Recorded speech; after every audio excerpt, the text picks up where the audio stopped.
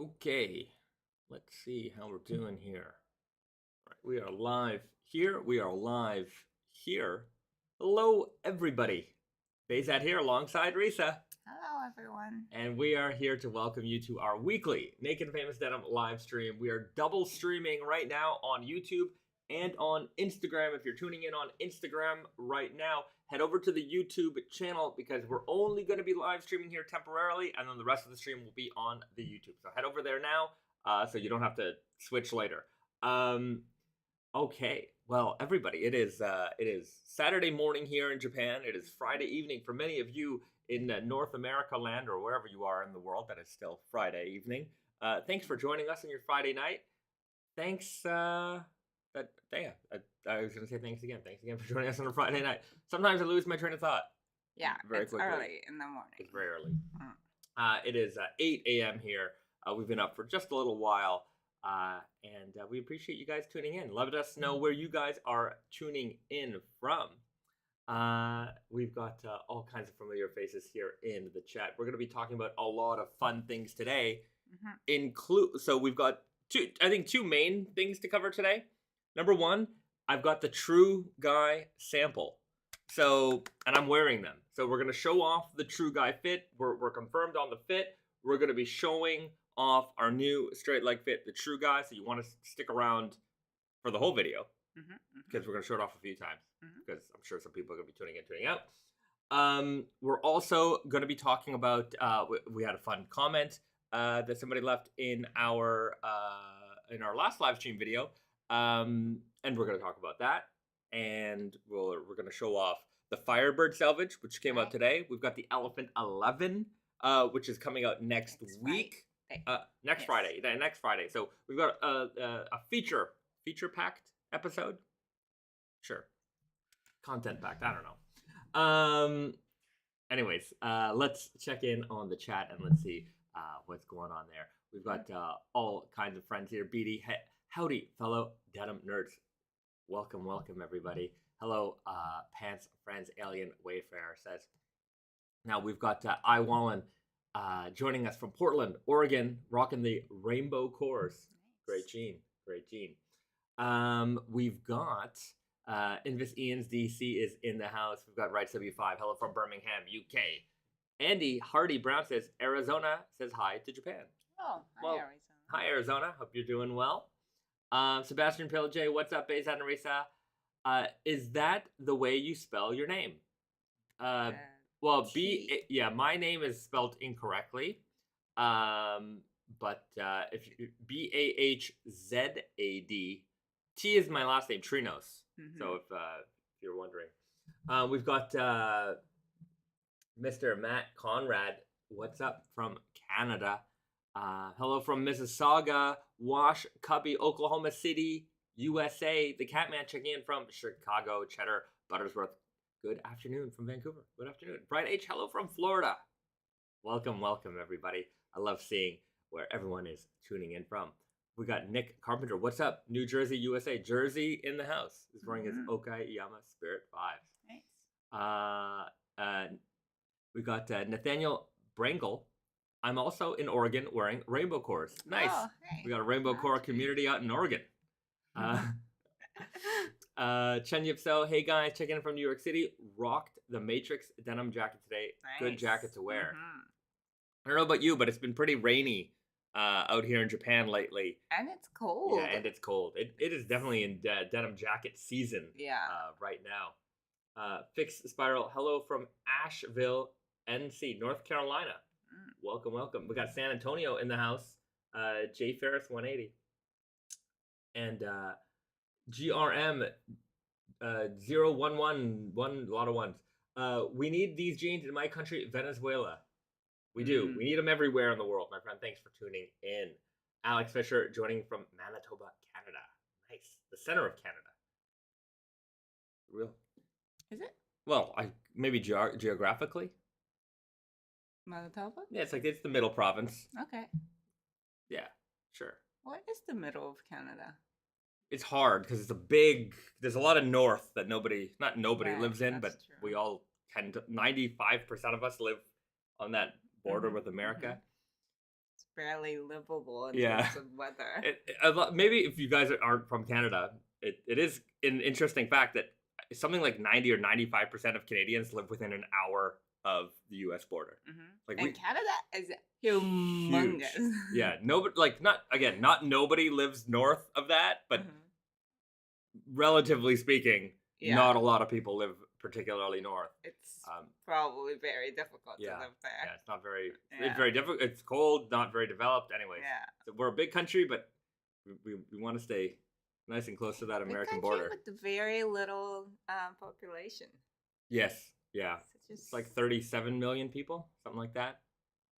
Like a city. It's like Tokyo. It's like Tokyo. Iwallen, Naked and Famous Rainbow Core Oregon meetup. When you guys organize it, I'll sponsor it. That'll be fun. Yeah, that'll be fun. I mean, I can't imagine there's like a lot. There's gonna be a lot. There's gonna be more than we know. It'll be fun.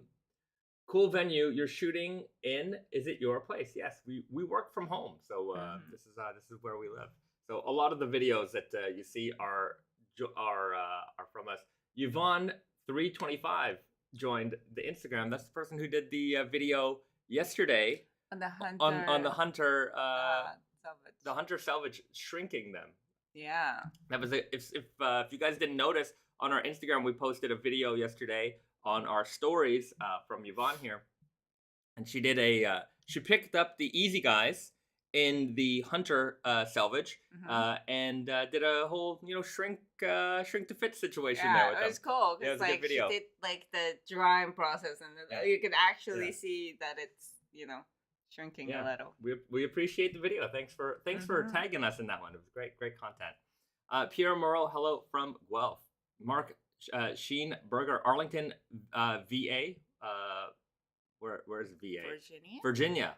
Here, first time watching live. Thank you for the quality content and fighting the good stretch denim fight.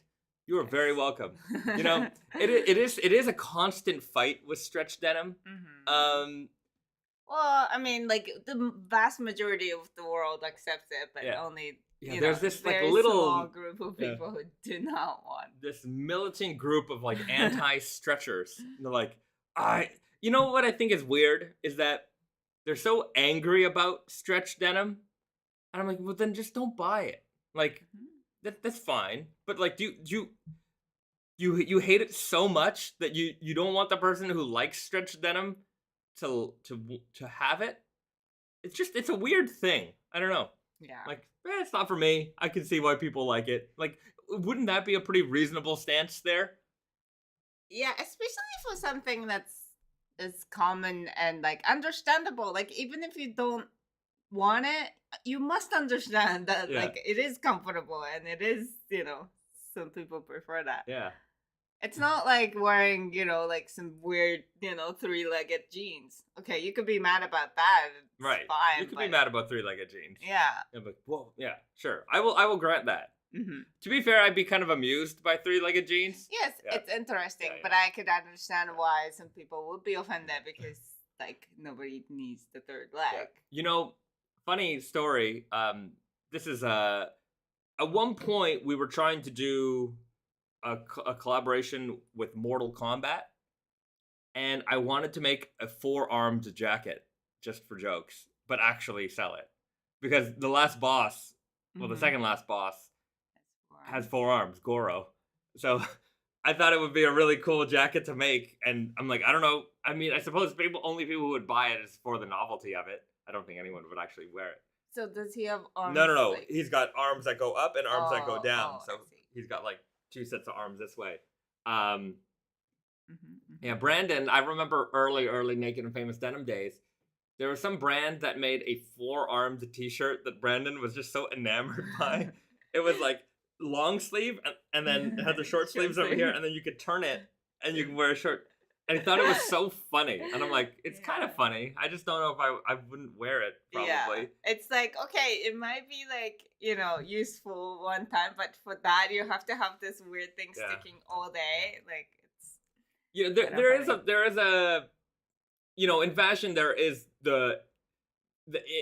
being impressed by the impracticality of something. You know, sometimes there's these beautiful, you know, runway things that are like, okay, that's art. But that's art, yeah. Right.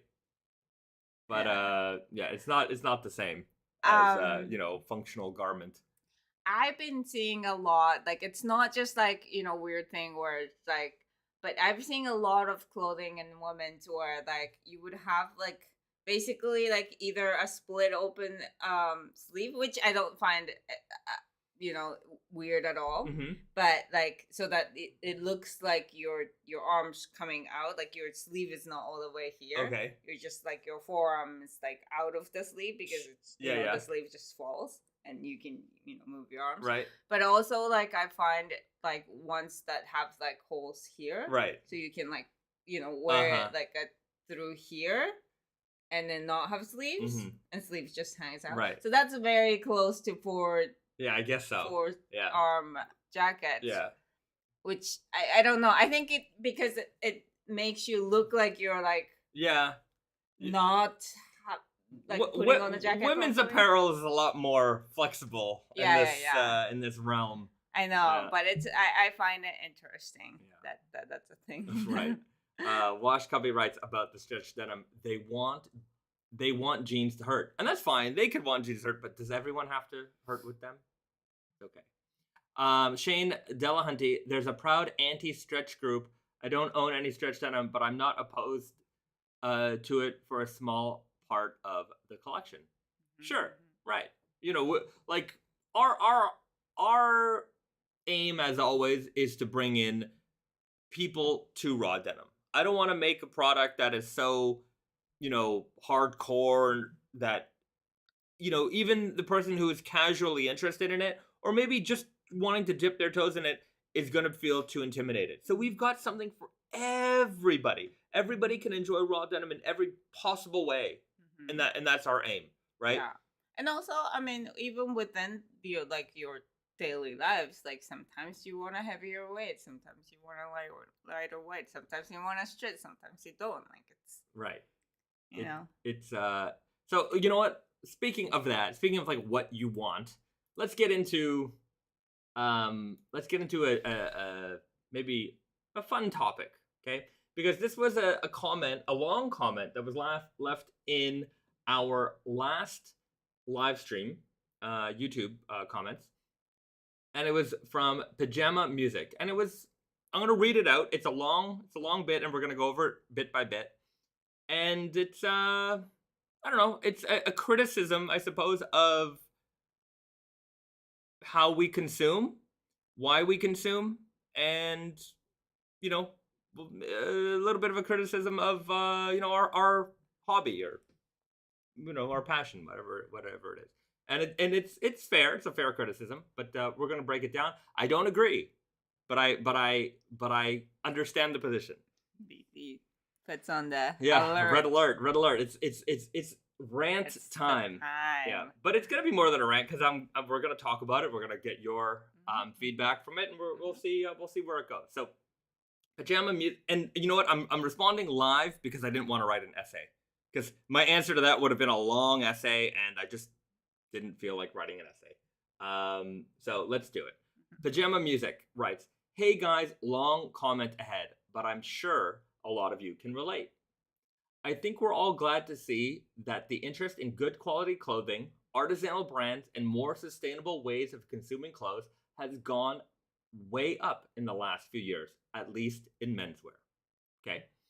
But I think that for a lot of us, it has brought some very bad habits. Okay, let's hear about those habits. Let's be honest. Most of us used to not care that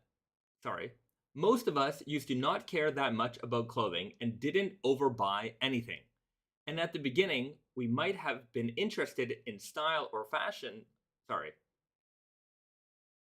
And at the beginning, we might have not been interested in style or fashion at all. Okay, so let's read that whole sentence again because I can't read very well. Let's be honest, most of us used to not care that much about clothing and didn't overbuy anything. And at the beginning, we might have not been interested in style or fashion at all. I mean, I suppose, let's just start here. Because I suppose if you get into something, then before you weren't into something. So I think by default, that is kind of a true statement. You know, if I wasn't into records now, if I'm into records now, it means I wasn't into records before, right? You're never born from day one with an interest, okay? And then, but I think this person is trying to make a point by saying that, well, we didn't used to overbuy anything. I'm like, well, what is over? You're presuming also overbuy at this point, because maybe you didn't buy anything at all. I think you should read the whole thing, because like at this point there is no context to this comment. Okay, so we'll keep it going. Yeah. So, but deep down, we all like good things made well and ethical. So when we get introduced to the fact that there are brands that makes really good stuff, ethical, nice looking, and so on, we of course we were super interested and went right down the rabbit hole. Okay. And I have to say that for myself and most of my friends that came after, we totally went overboard with it. And in the end, it completely deflated the purpose of the thing. Deflected. Sorry, I can't read, guys. I'm telling you, I have poor reading skills.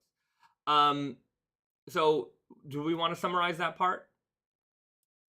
I'd say that Pajama Music here is making the argument that before they weren't interested in fashion, or maybe many people aren't interested in fashion, and then they get into fashion, and then the concept of like, you know, well-made things, or, you know. Sure. Okay. They've discovered this. Yeah. This they realm. They discovered clothing. They just discovered this type of clothing. Yeah. And that they went overboard with it. And okay, so we're going to determine what overboard means. Okay. It was all about buy less but better. That one pair of jeans will last you a decade. That only jacket you'll ever need.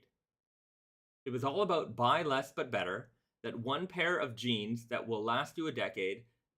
That only jacket you'll ever need. Okay. I can bet that most of you started to spend much more and much more often on clothing since you got in the hobby. Right. And that's because there's a really perverted thing, I think they mean thing, happening. And that's because there's a really perverted thing happening.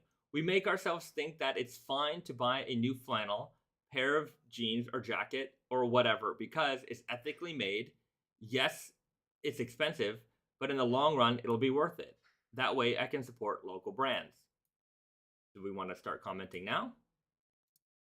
Sure. I think so in the first part, he's saying that people get into these brands based off of, you know, buy less, buy better. That one pair of jeans will last you a decade. That's the only jacket you'll ever need. I think that there's a lot of reasons why people get into this realm of menswear. Some of it is about that. So I think that this kind of perspective is, in our realm, we make high quality products. So they will last you a long time, right? They can last you a long time. It might be the only jacket you'll ever need. But the idea here, I think, is a little off, where I don't think anyone is saying that it's all about buy less, buy better. Sure. Okay. Maybe I need to read the whole thing. Yeah, I think so, because you're missing the point. Right. Sorry, guys. I know this is a little fragmented. But let's face it. We end up with Here's the part. But let's face it. We end up with a wardrobe with way, way too much stuff. Stuff that we can't wear to the fullest, can't enjoy to the fullest. Nobody needs 5 pairs of jeans. Nobody needs 4 flannels, 3 winter jackets. We get caught up in the notion. I suppose he means notion. We get caught up in the notion of buying that new stuff that we want to try, and we make excuses for it. Okay. Don't get me wrong, I love these brands, and I do have a closet full of their stuff, but sometimes it takes someone from outside to make you realize, oh, I really went overboard with it. For me, it was my girlfriend who started to look at me funny when yet another Western shirt came in the mail. Anyways, I'm sure a lot of you will relate. I wanted to post this for a long time. I hope it wasn't hard to read, as English isn't my first language. It was hard to read because I suck at reading. Now, there's a lot, I think, here to unpack, because certainly I think when people get into a new hobby, a new interest, whatever, a lot of people tend to go, well, I would quote unquote overboard, right?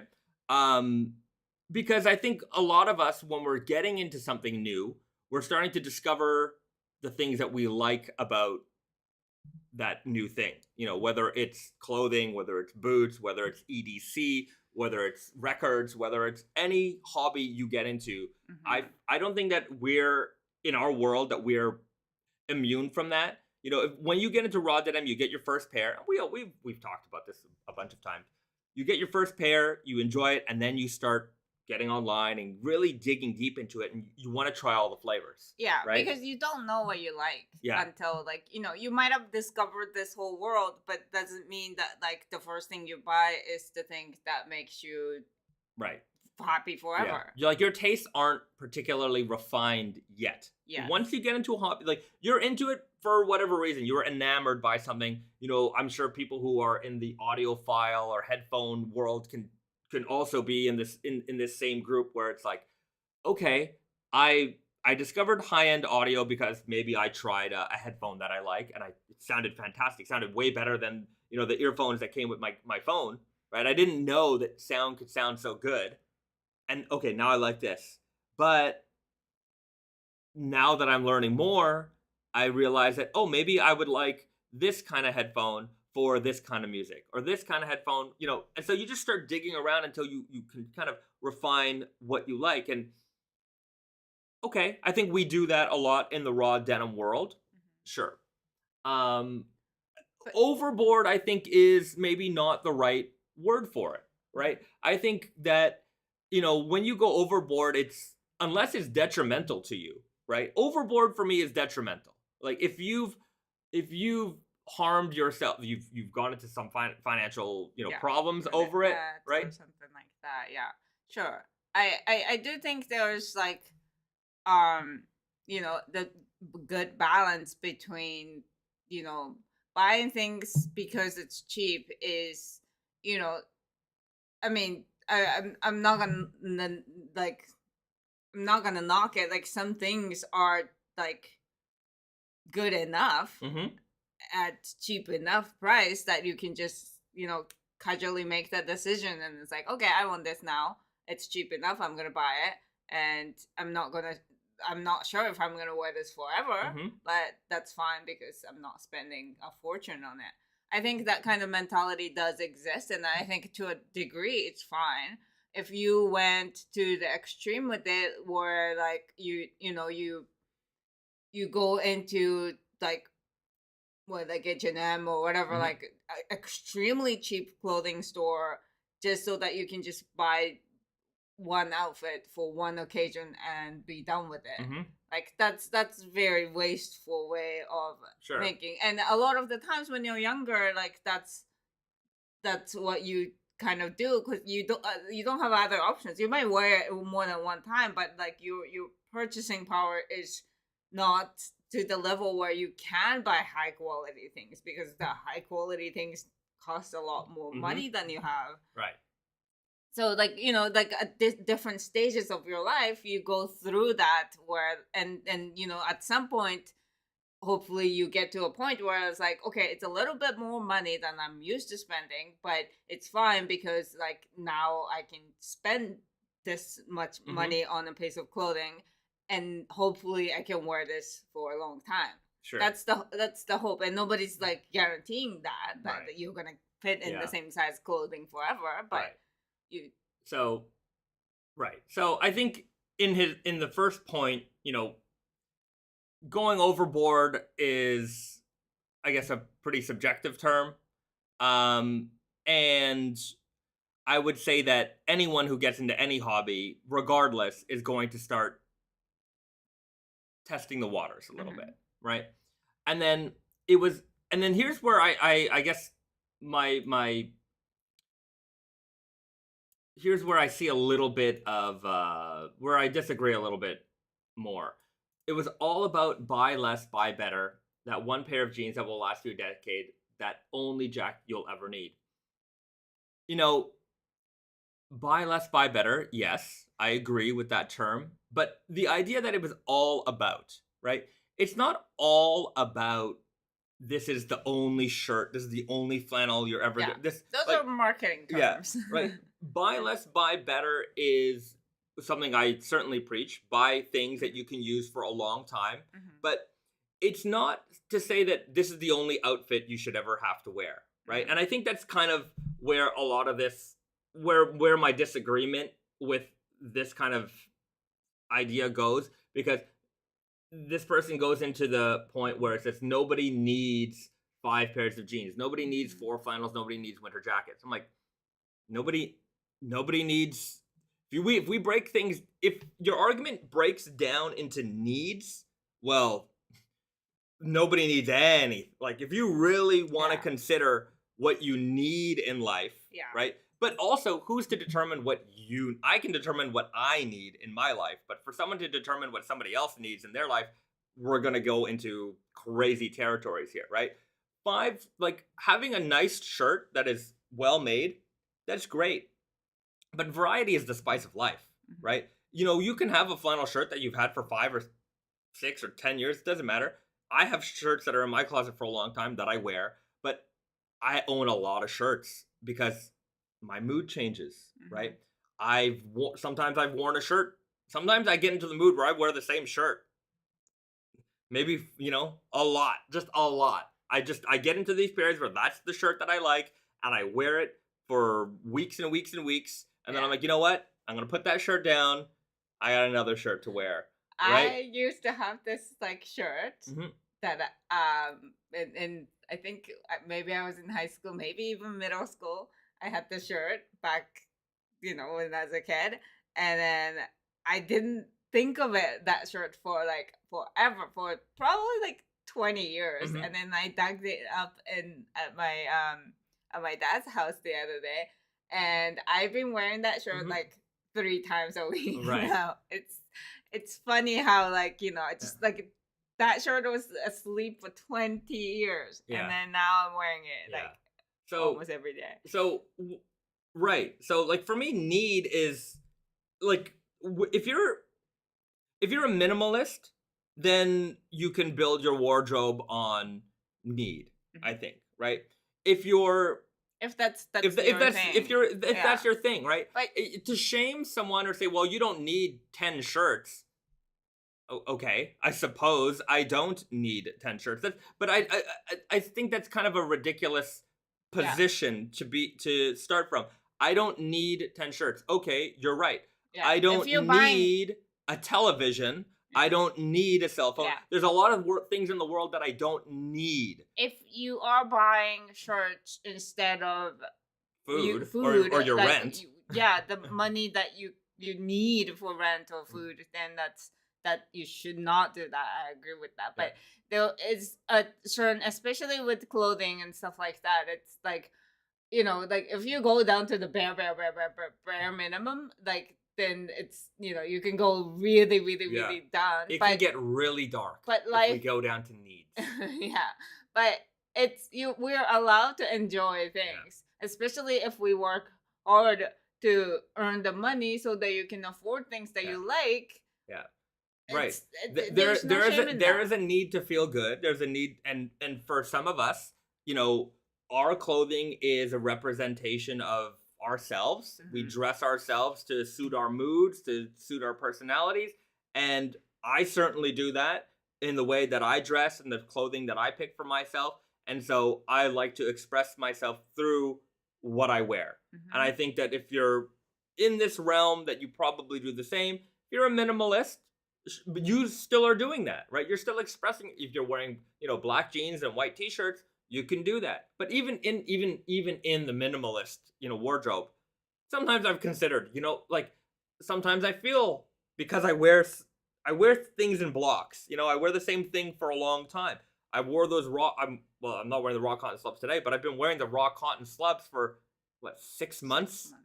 Yeah. Like that, if you think about it, like I have got piles of jeans, but I tend to wear the same things over and over. If I felt like it, I could probably build a minimalist wardrobe that would suit me for 6 months. But after 6 months, I'd probably be like, you know what? I need another wardrobe for the next 6 months. Just because personally, I get tired of what I'm wearing sometimes. And I want to change it up a little bit. And I just don't think that there's anything wrong with that. Yeah, but also, like, you're not doing the same thing every day. Like, we tend to do the same thing every day, just sit at the desk and work. But, like, there's clothing for different occasions. Sure. Like, you can't just have, like, I mean, I guess, like, if you're wearing flannels every day, you might not need different types of flannel. But I would think that you do. Yeah, I have a lot of flannel shirts. And you also don't want to look like, I mean, you also don't want to look like you're wearing the same thing as every day. Well, I look, if you do, then you do, and that's fine, right? But I think that I guess my whole problem with this argument was that it boiled down to need, and need is I think it's a weak argument that you could use against anything. And if you boil down need, right, you have to define what need is. But no, yeah, but we shouldn't, is the point. Like, the need for everybody is different, want for everybody is different. As long as you stay within the financial means that you're comfortable with. And like, obviously space is a thing too. Like, if you don't have room for your clothes, then you shouldn't pile it up. But it's just like, like, again, like there's nothing wrong with the want. And I feel like that comment is a little critical of, like, us making purchases based off of wants. Right. Yeah, that's another part of it, right? Exactly. If you it's kind of in a way shaming people, maybe not like overtly, but it's being critical of people who do have maybe expansive wardrobes, right? Like, again, I will boil it down to, if you can't afford it, don't spend the money. If you like, stockpiling jeans probably isn't a good idea, right? Unless you're perfectly financially stable and it's a hobby of yours, right? Like, I know that when we get into raw denim, we get into anything, we start to pile things up. I've done it. I have a lot of hobbies. There's a lot of things where dude, you know how many, I have drawers full of headphones. I wanted to listen to all the headphones, so I bought all the headphones. Headphones and earphones. I have so many. But I don't regret them, because now I have different headphones for different occasions, and I've tuned my ear in such a way that I'm pretty happy with. But, I've seen Naked Famous fans with expansive collections. I've seen fans who, these are the jeans I've had for the last 7 years, right? Both, to me, are acceptable, right? And I always tell people, if you buy your jeans, you should wear them.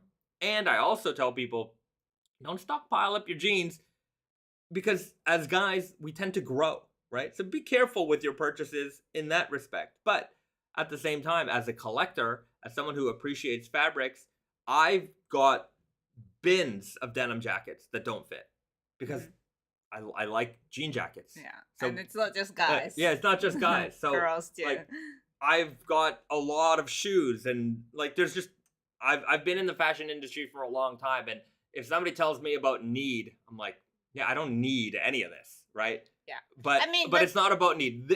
For me, the need that comes from it is the satisfaction of my collection. I have an archive. Like, Risa and I make knitwear now.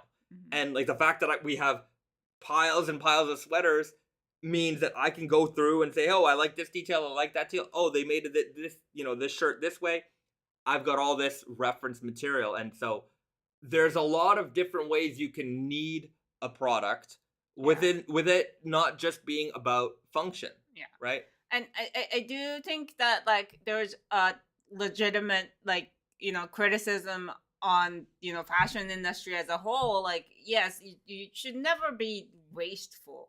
That's not what we're advocating. But again, like when it comes down to it, like it's not just either you're wasteful or you're minimalist. Like there could be somewhere in between where Right. you can enjoy it, we can want, and you might have a little bit more than you can you wherever you need or you can wear every day, but it's like that's almost all Yeah. aspects of our lives. But even maximalists, I can appreciate. A guy like Rudy, Swiss jeans freak, he's got tens of thousands of pairs of jeans. Yeah, well, he said, But you see, he's not. He calls him. He's the jeans museum, but Yeah. it's his house. yeah, You know what I mean? He's Yeah, not. but- He's but not some organization. That's his Yeah. personal money Yeah. going into but purchasing he's and more of an archiving these jeans. archivist. Yeah, This is It's true. different. But building your wardrobe,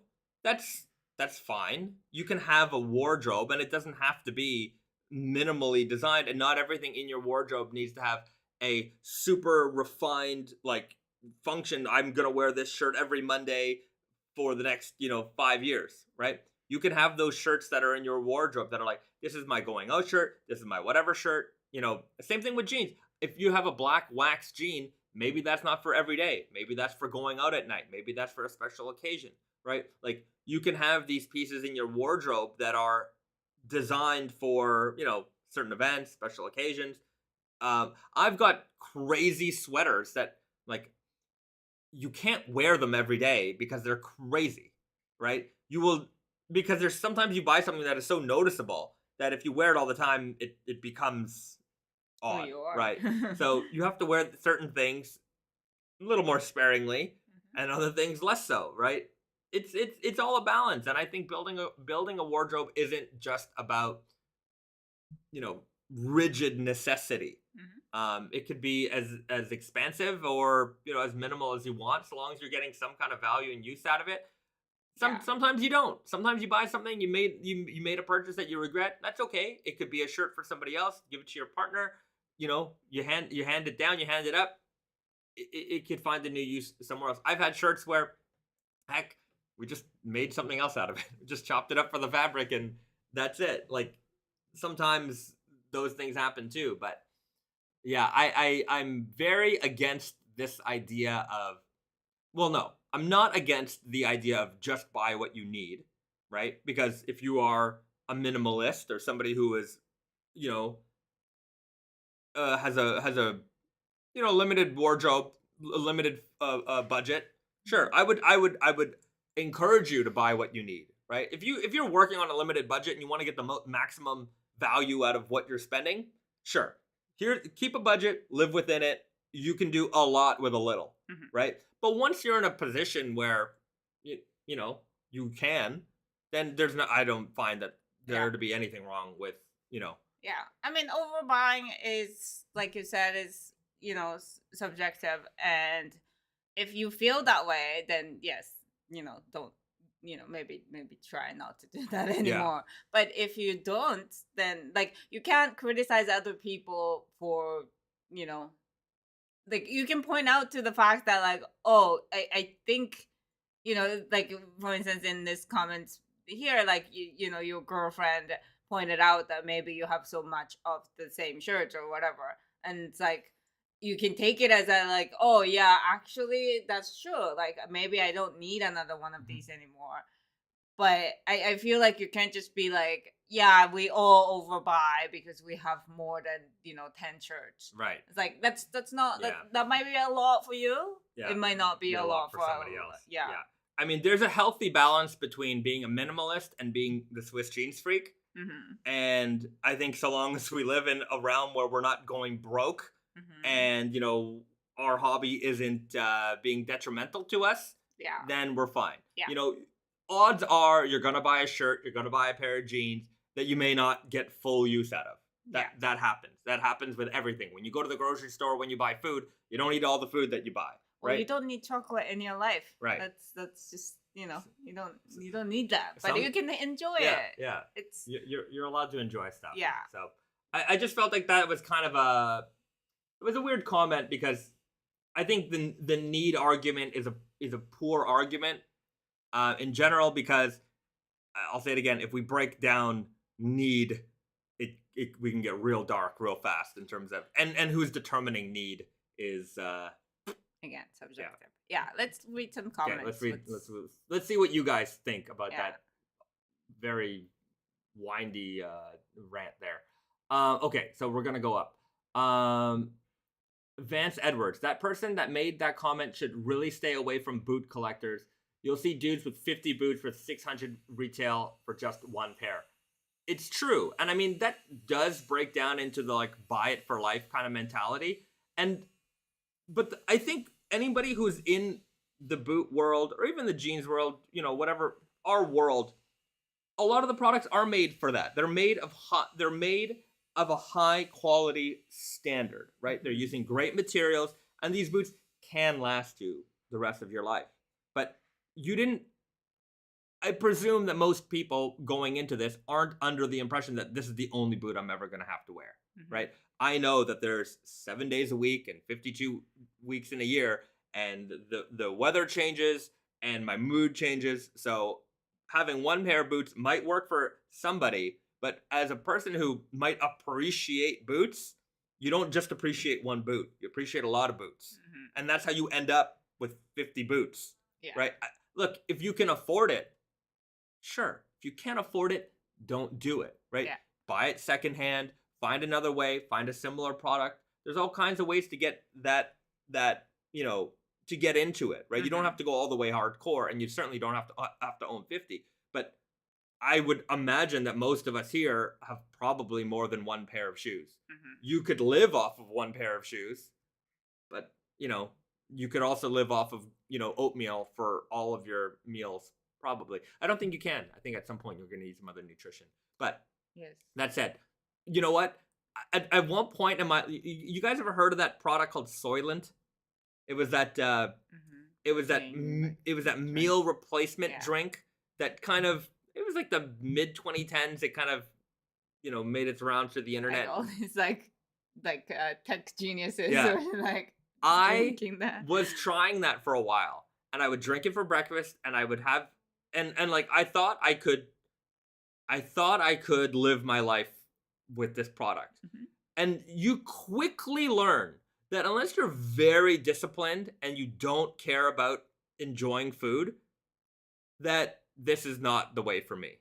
Right. And you started doing that, and it's like and I was like, no, I'm not interested in that because I like food, and even if it's not like nutritiously perfectly balanced all the time, it's like your argument back then was that you don't waste time thinking about like what to eat or for grocery shopping and stuff like that. You can utilize your time more, and you just kind of get that equation out of your life so that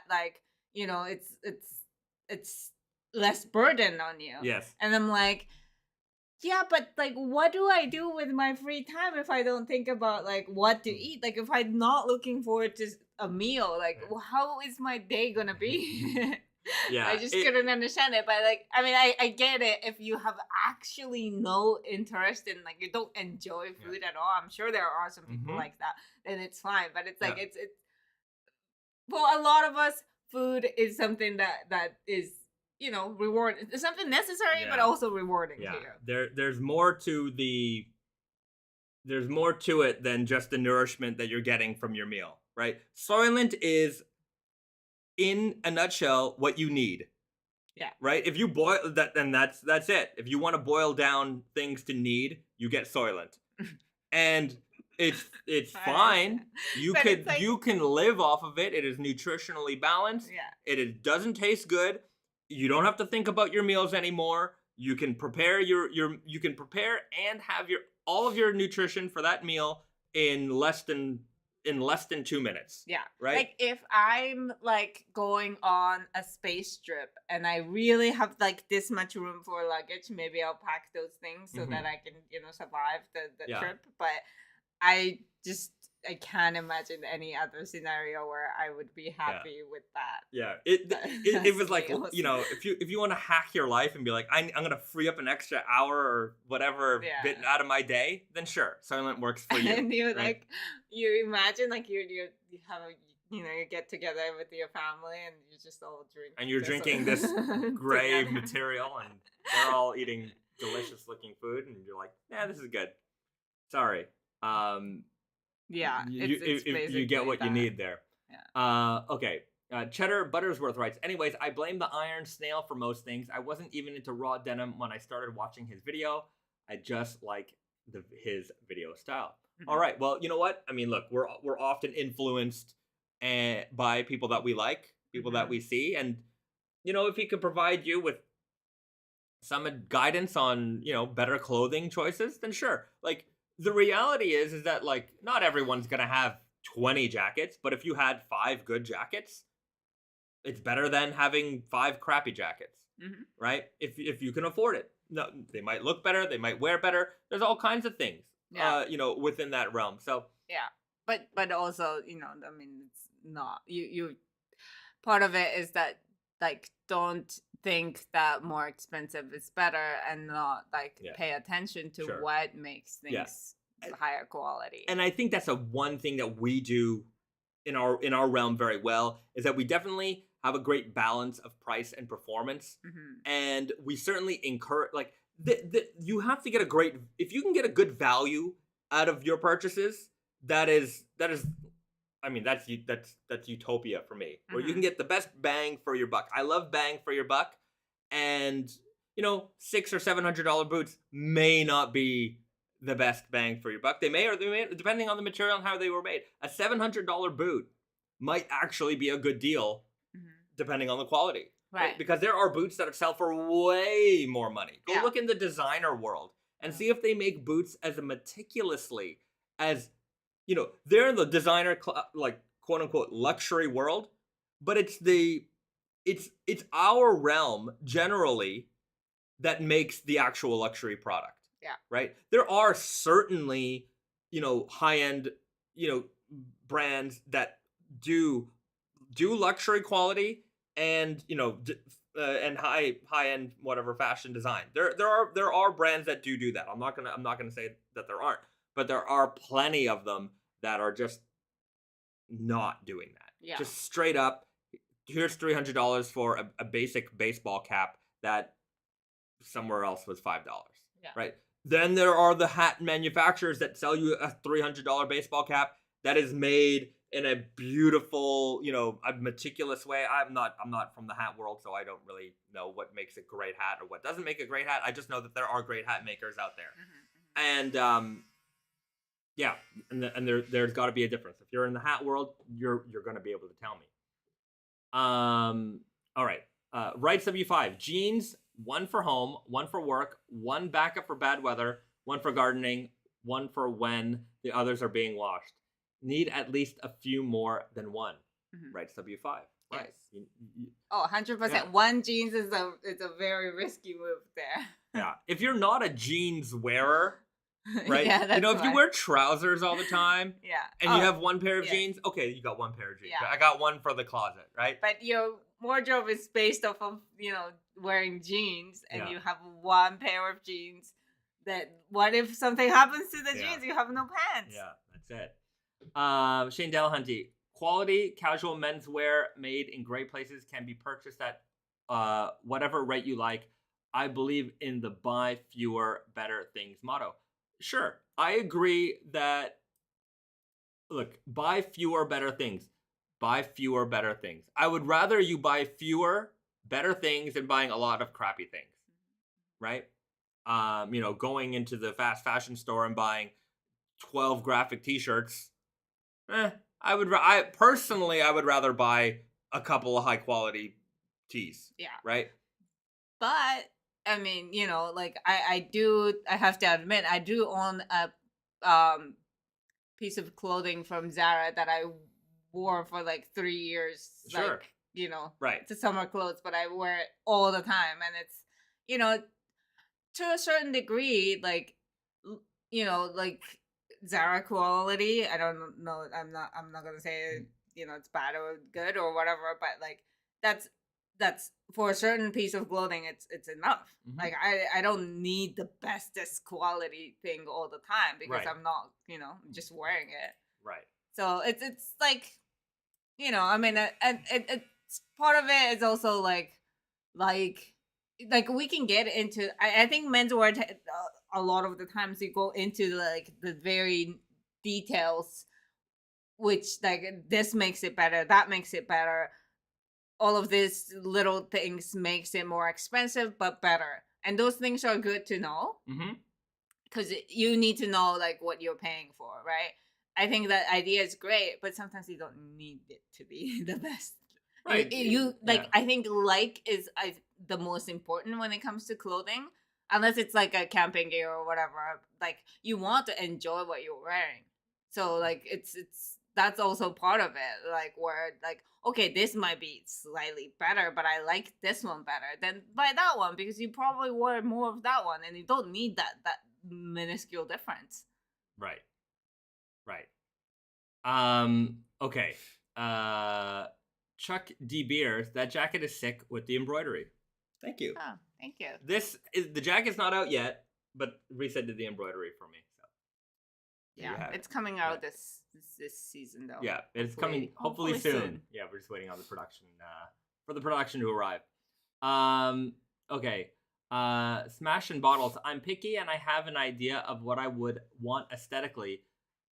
But some stuff is so out there or anime-esque you won't find it anywhere else. The Naked and Famous color cores and colored wefts are an example. Right. What do you mean? I'm picky.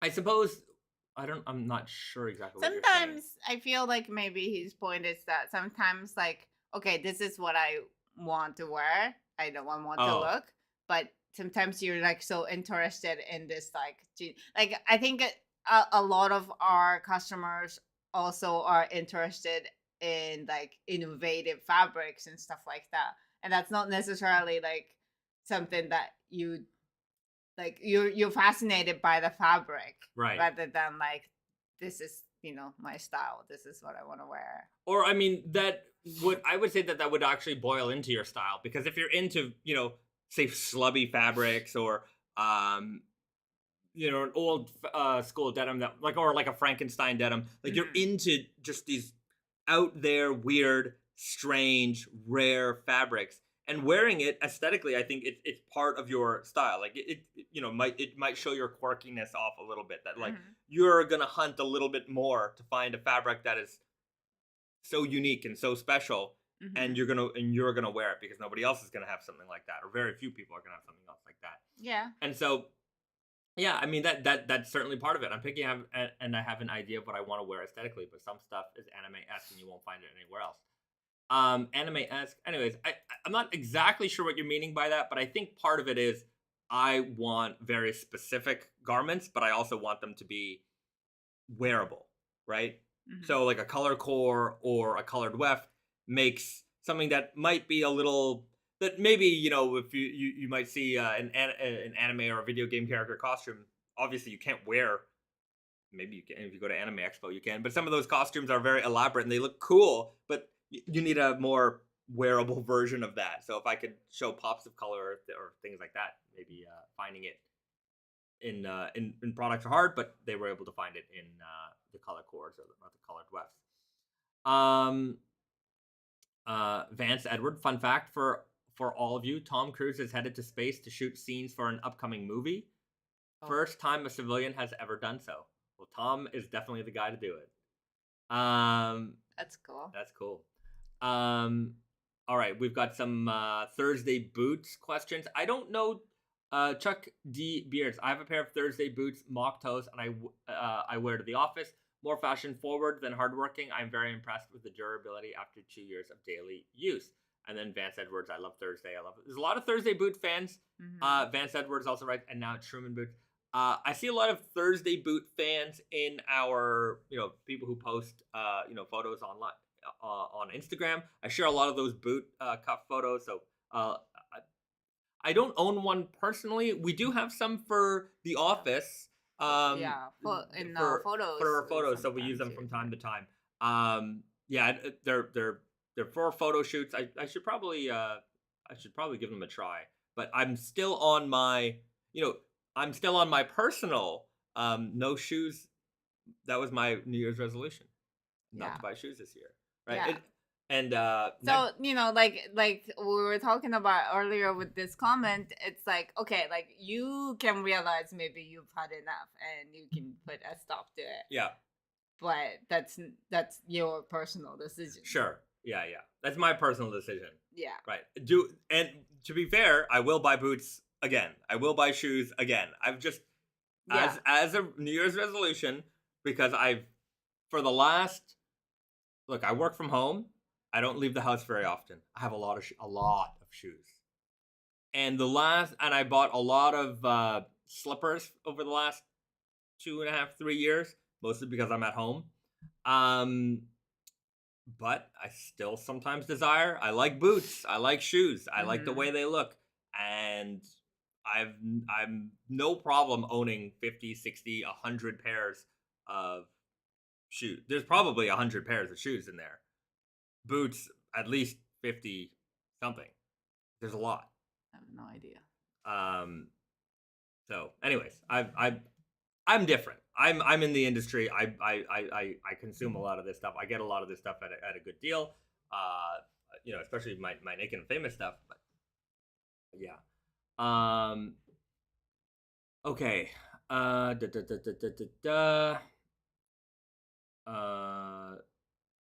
Okay, a lot of Thursday boot love. Good. I'll let them know. I know we know some of the people there. They carry unbranded on their website.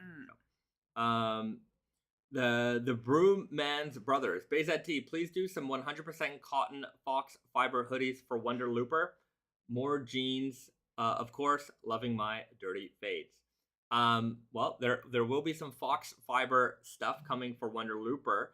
It's not 100% Foxfibre, but anyways, that's another topic for another program. But we will certainly use more Foxfibre in denim as well. There's nothing in the works right now, but I will make sure that we use more of it down the line. Pierre Moreau, any news on the NYC restock? It should be happening by the end of the month, hopefully.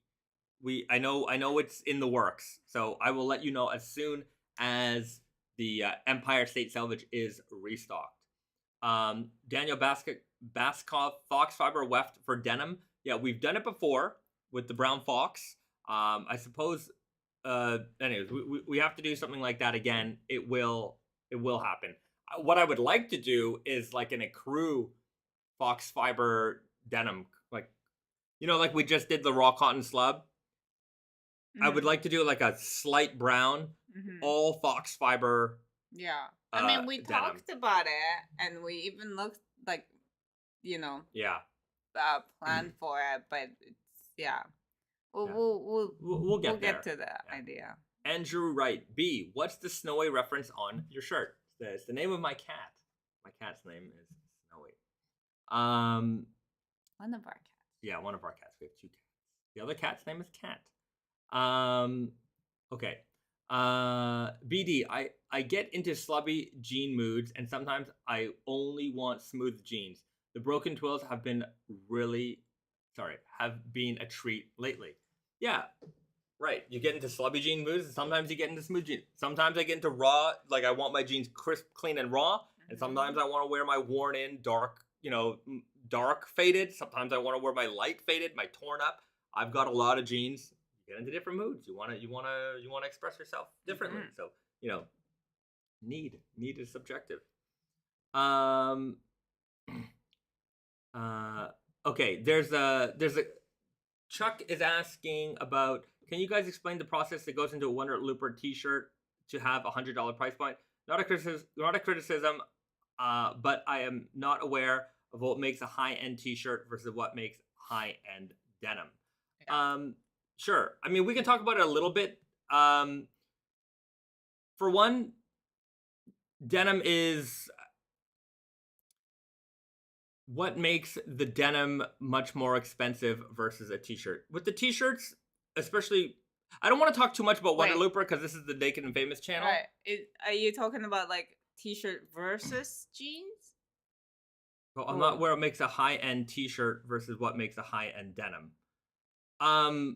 Okay. It's like it's similar in a way that like your money goes to raw materials, fabrics, how raw materials like cotton would become fabrics, the process of it, and also how that fabric becomes a garment. Like there's obviously like different ways to do it, and each step like costs different kinds of money depending on how you do it.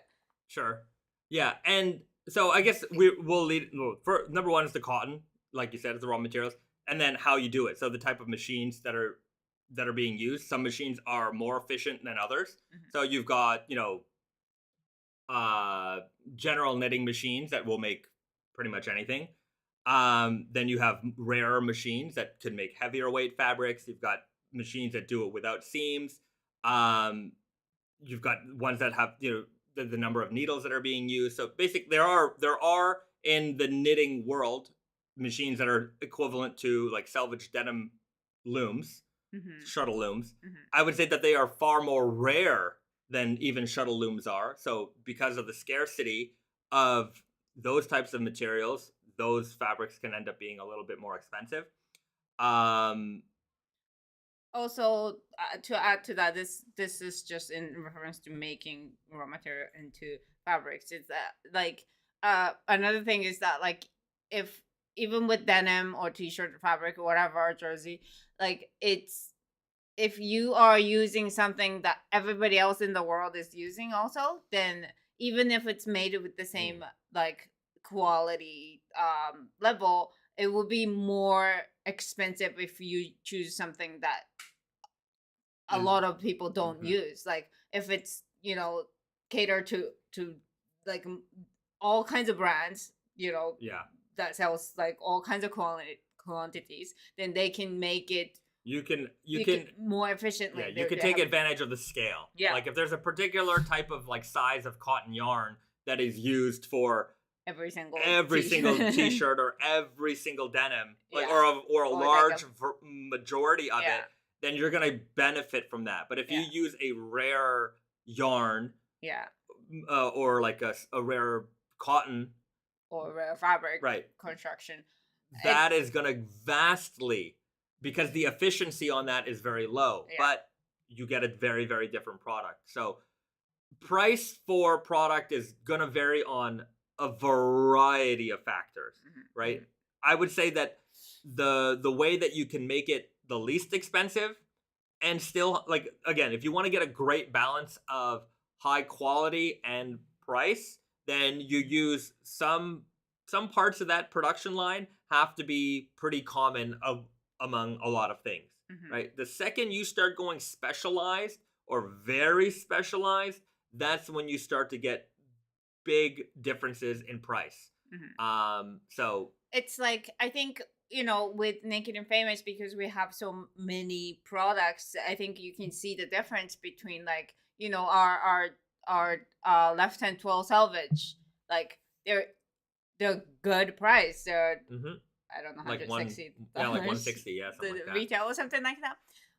And we have products that's coming out at like $200 whatever dollars, and like a lot of the times the difference comes from like whether that fabric is, we've been running left hand 12 for a long time. We've been just doing it over and over all the time, constantly in production. Yeah. Whereas like if you do something special for one time, like there's definitely like a little tax added to that, because you've nobody else has ever done it, and we are probably only going to do it once too. Right. So we can't So yeah, just like them setting up the machines or setting up the yarn, or figuring out like how to do it Yeah. and stuff like that. Yeah. That costs money too. Yeah. So I think maybe with like with Wonder Looper, we don't have too many products yet, so like there's you don't see that much of a variety there, but there's definitely something to that. Where, Like if you see that, this is why with Naked and Famous we like using certain construction bases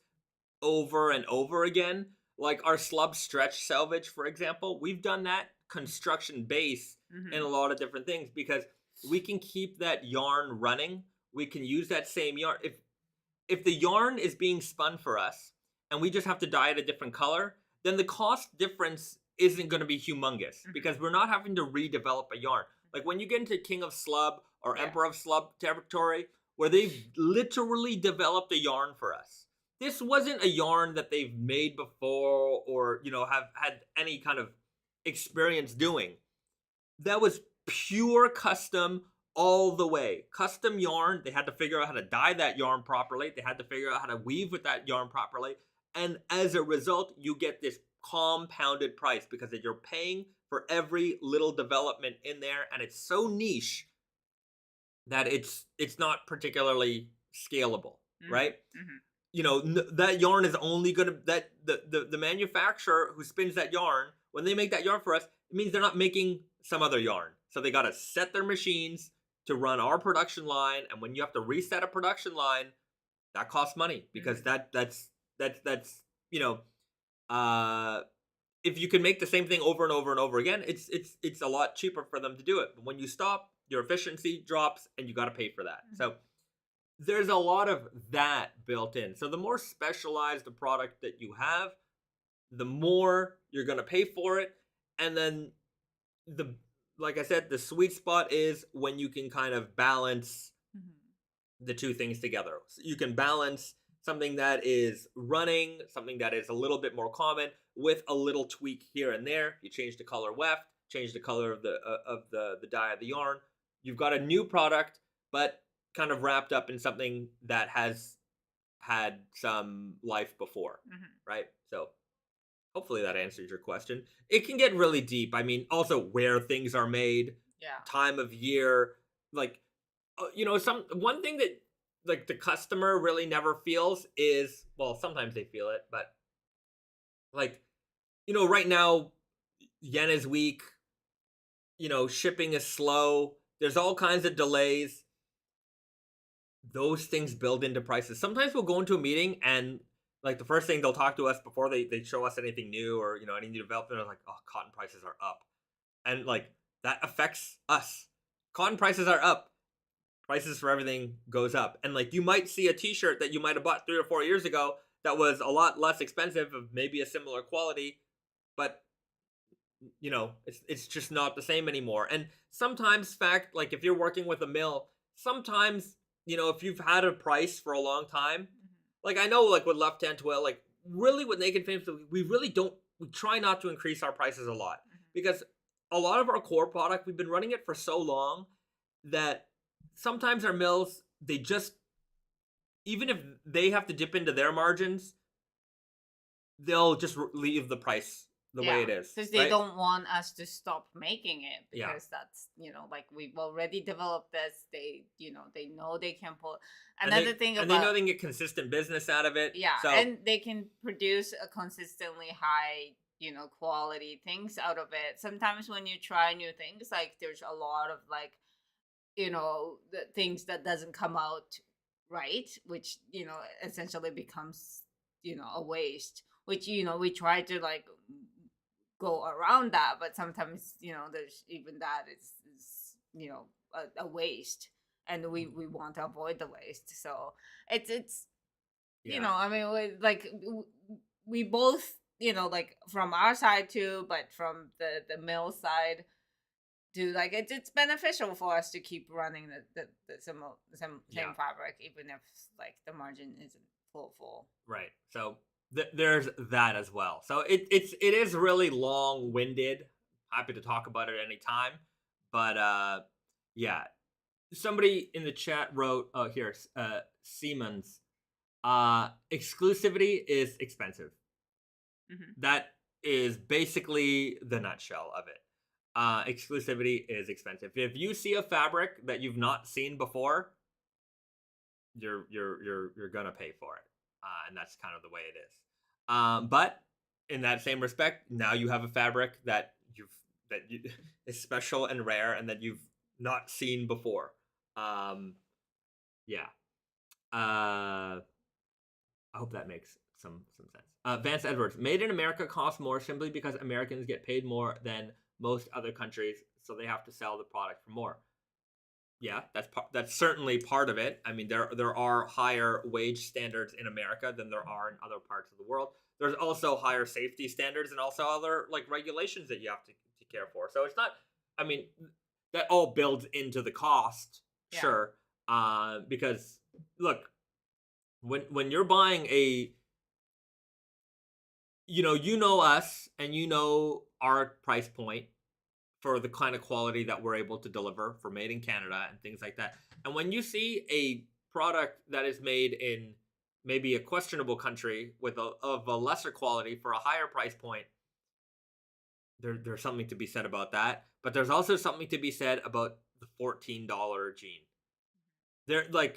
There's something to be said about the $9.99 jean or the $14 jean that is advertised. This is my favorite one, that's advertised on television with the celebrity, with high production value, and like I know that there's scale. Yeah. But like Their margin is so much smaller than our margin, yeah. for sure. But like we can't even at no margin we cannot ever make a jean like that. Can't even cut the fabric for that price. Yeah. Like, I'm not even joking. Like, just to cut the fabric, it probably costs less than $14 just to cut the fabric, just that one operation. But I mean, my sewing cost, just the sewing cost, not even including the fabric, is way higher than that. So the idea that they can get an entire product made with packaging, with tag, with the commercial in the store, with margin left over, somebody's paying for that. Yeah. And it's not you. So somebody is, but it's not you. So you take that however way you want to take it. But ooh, it's if it's not a thrifted jean for $10, a full brand new to me, when I see that, I'm like, how on earth is this possible? Yeah. And I know it's possible because what's happening is questionable, but it is what it is. But yeah, it's look, you pay for made in Canada, you pay for made in Japan, you pay for made in America. Mm-hmm. You pay for these things. They are a premium. Are they of certain places are certainly going to provide you with a better quality construction than others, but that's not to say that, poorer countries can't provide you with high quality, but there is something in there that you're not paying for. Like my favorite example is China, right? Like China used to be where like all of the cheap clothing was made, but China is also a place where like high end brands who do not really like care if it's a little more expensive to make it, make things wherever you want to make it like they're not worried about pinching dimes in production. They still go to China sometimes because there are things that like that local factories can't do. Like there are things that like China does really really well, better than anywhere else. And made in China used to be just the equivalent of cheap everything, but China is so like strong in production, that kind of industry, that like they have the highest grade and the low they have a I wide wouldn't variety. say lowest grade, but like they have so much variety. So just because a label says it's made in China, it doesn't necessarily mean that it's made at the the cheapest, worst quality or the highest quality. Yeah. I mean, to be fair to China in that respect, a lot of companies let me put it to you this way: when you see not made in China and it's made in another questionable country, it's because China was too expensive for them, Mhm. right? Like when you see it made in a place like Bangladesh or something like that, it's not because they're like, oh well, Bangladesh is going to be, they're going there because It's it's cheaper. It's the way cheapest it's the possible. cheapest possible place to make anything in the world. And yeah, China is a like Mark here is saying China is a very very very large country. Yeah, and because of their manufacturing prowess that they've Mhm. developed over the last few decades, they've been able to make the high like some really high end factories, and they have some very very low end factories. They've kind of got a little bit of everything. They've got a lot of bit of everything, a lot of bit of everything. But yeah, when you do have to understand that like even production there isn't the cheapest. There are other countries that are way cheaper, and yeah, that's where I think you're going to sacrifice because China's I would say because China over the decades has gone up in I would say quality quality of life for their employees and all those things have gone up. That has priced them out of certain being able to make certain very very low price garments, Yeah. and other countries are now filling in that space and being like, Mhm. well, we don't, look, this is going to get into the whole talk of like economy building and things like that, but I'm saying to you now is that when you buy that $14 jean, it's because you're not there's all that other stuff that other countries have decided to say we have these practices built into our manufacturing that may not exist somewhere else. Mhm. So that's how you get those prices. On top of like, low quality everything else. I mean, low quality cotton, low like they're buying the lowest quality of everything so that they can make that $14 jean. Yeah. That's just the way it is. Mhm. There's literally no way. Literally no way that I could make a $14 jean retail in Japan, in Canada, in USA, even in Mexico, like Mexico. I say that I don't know why I said it like that, but like in most of Europe, I can imagine maybe somewhere in Europe, I don't know, but like I, just the cost of cutting, just the cost of like setting up your machines is gonna blow that cost out of the water. So, look, I know they're making millions and millions and millions of pairs of jeans, but it even at that scale, you're somebody's getting ripped off. And is it the consumer? I don't know. Maybe not. They're getting. I don't know. This is I talk about this topic a lot, and I have my thoughts are not very organized. Yeah, because They it's meander a lot. complicated and Yeah. yeah. Yeah. Anyways, Yeah. we can Yeah. Yeah. just talk about this forever. Yeah. But maybe we shouldn't. Right. Daniel Baskov, there are some very high-end clothing items like hand-welted shoes made there for a decent price. Same for hi-fi audio equipment. Sure. Yeah, I'm not gonna say that you can't make like especially out of China that you can't make a high-quality product. Unbranded is made in China. It's a very high-quality product. I'm not gonna knock that. Um, the Bruins brothers. BZT, can you put a custom men's patch on a woman's pair of jeans? I am a 27 super, but I fit a 25 classic. Yeah, absolutely. You can put it on. Just Yeah. do the leather Bring patch it. customization. We can add it to anything. Um. Invis Ians, have you seen the Gucci times The Shining collab? I wonder what the Naked and Famous times The Shining would be.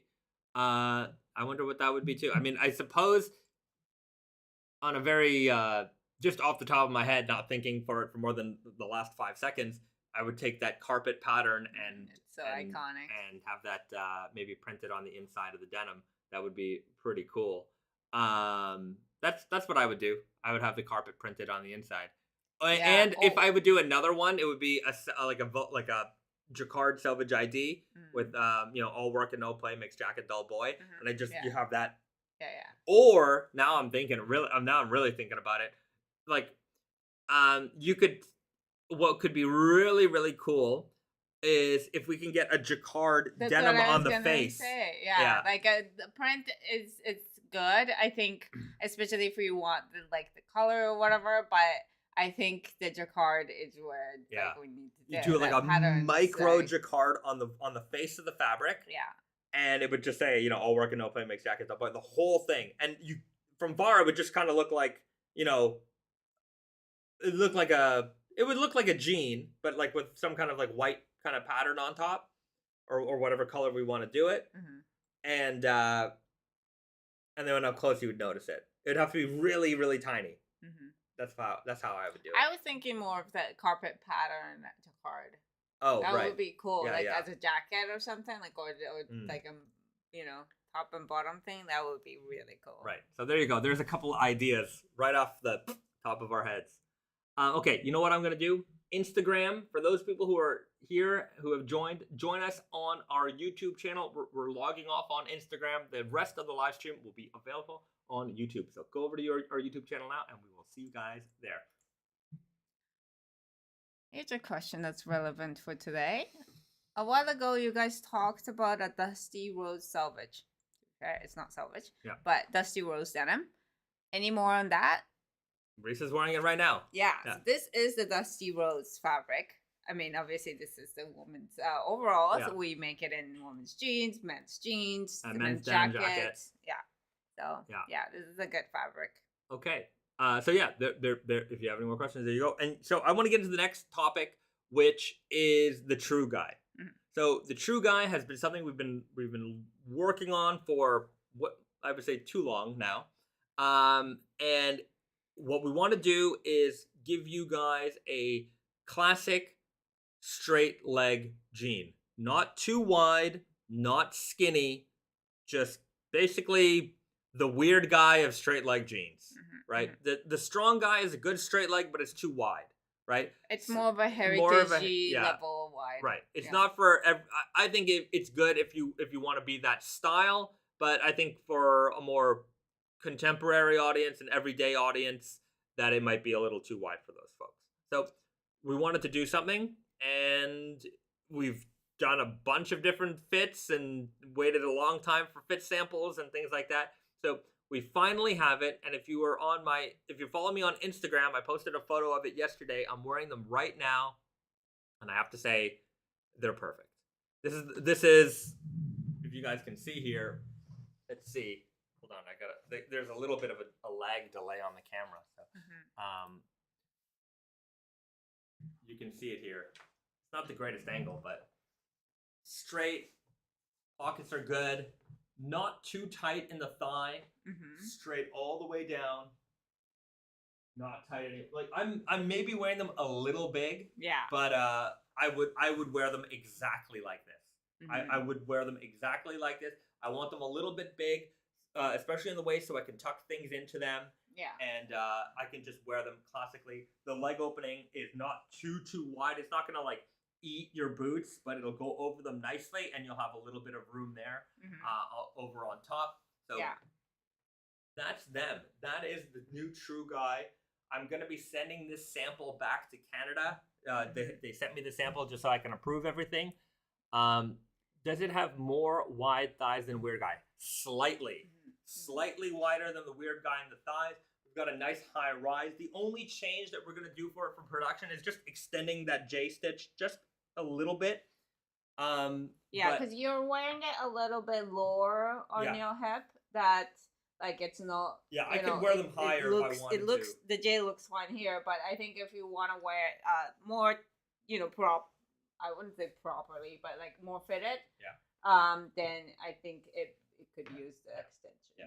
Anyhow, but anyways, it's a small detail change. But, this is them. All right. Any other questions? Skull Knight, they look good. This is looking like my dream fit. Daniel Peterson, right? It is really the everybody's straight fit that we didn't have. It's so weird that we don't. Yeah. We didn't have. This before. Regular straight legs were just not so popular for quite a while. Yeah, but it's been pretty popular Yeah. for a while Yeah, now. yeah. It just took us a long time to develop this fit Yeah. because we didn't want to mess it up. Yeah, we didn't want to fuss around, and keep continuing to make revisions. Yeah. Let's just get it right the first time, and I think we have it here. So sounds like a great cut. Will it come in 27? Yeah, I could see that. It might be very limited. Yeah, it might be very limited.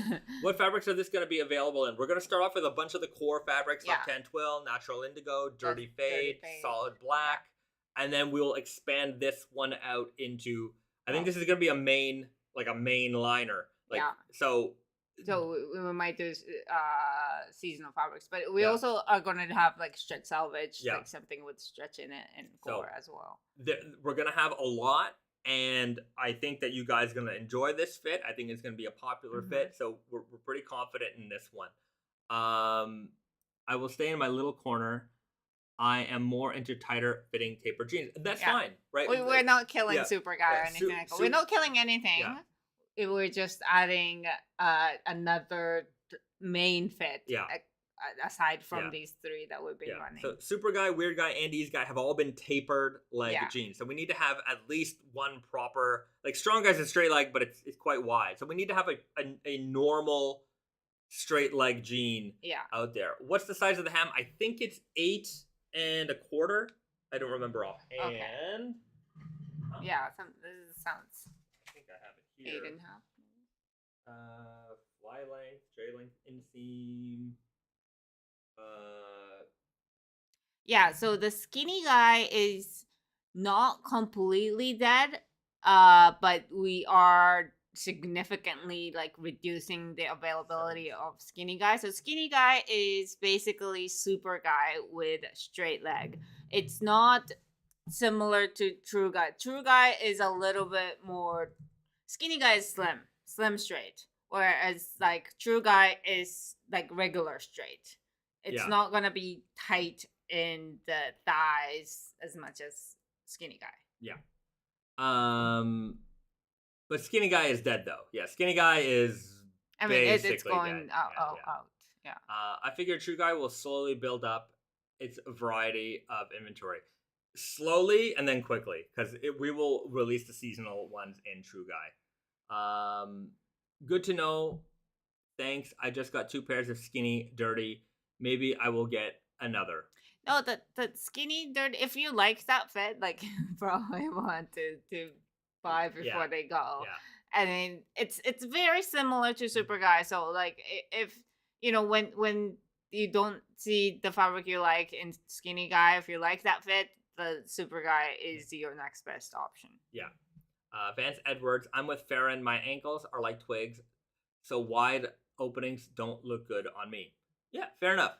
But this is all about different strokes for different folks, right? So having options for everybody. I know personally, I like having a little bit of a wider leg opening. That's why, like, I actually wear the Easy Guy, and this is another thing I'm considering doing, because I know the Easy Guy has quite a narrow leg opening. I'm considering opening it up just a little bit, because I know a lot of people.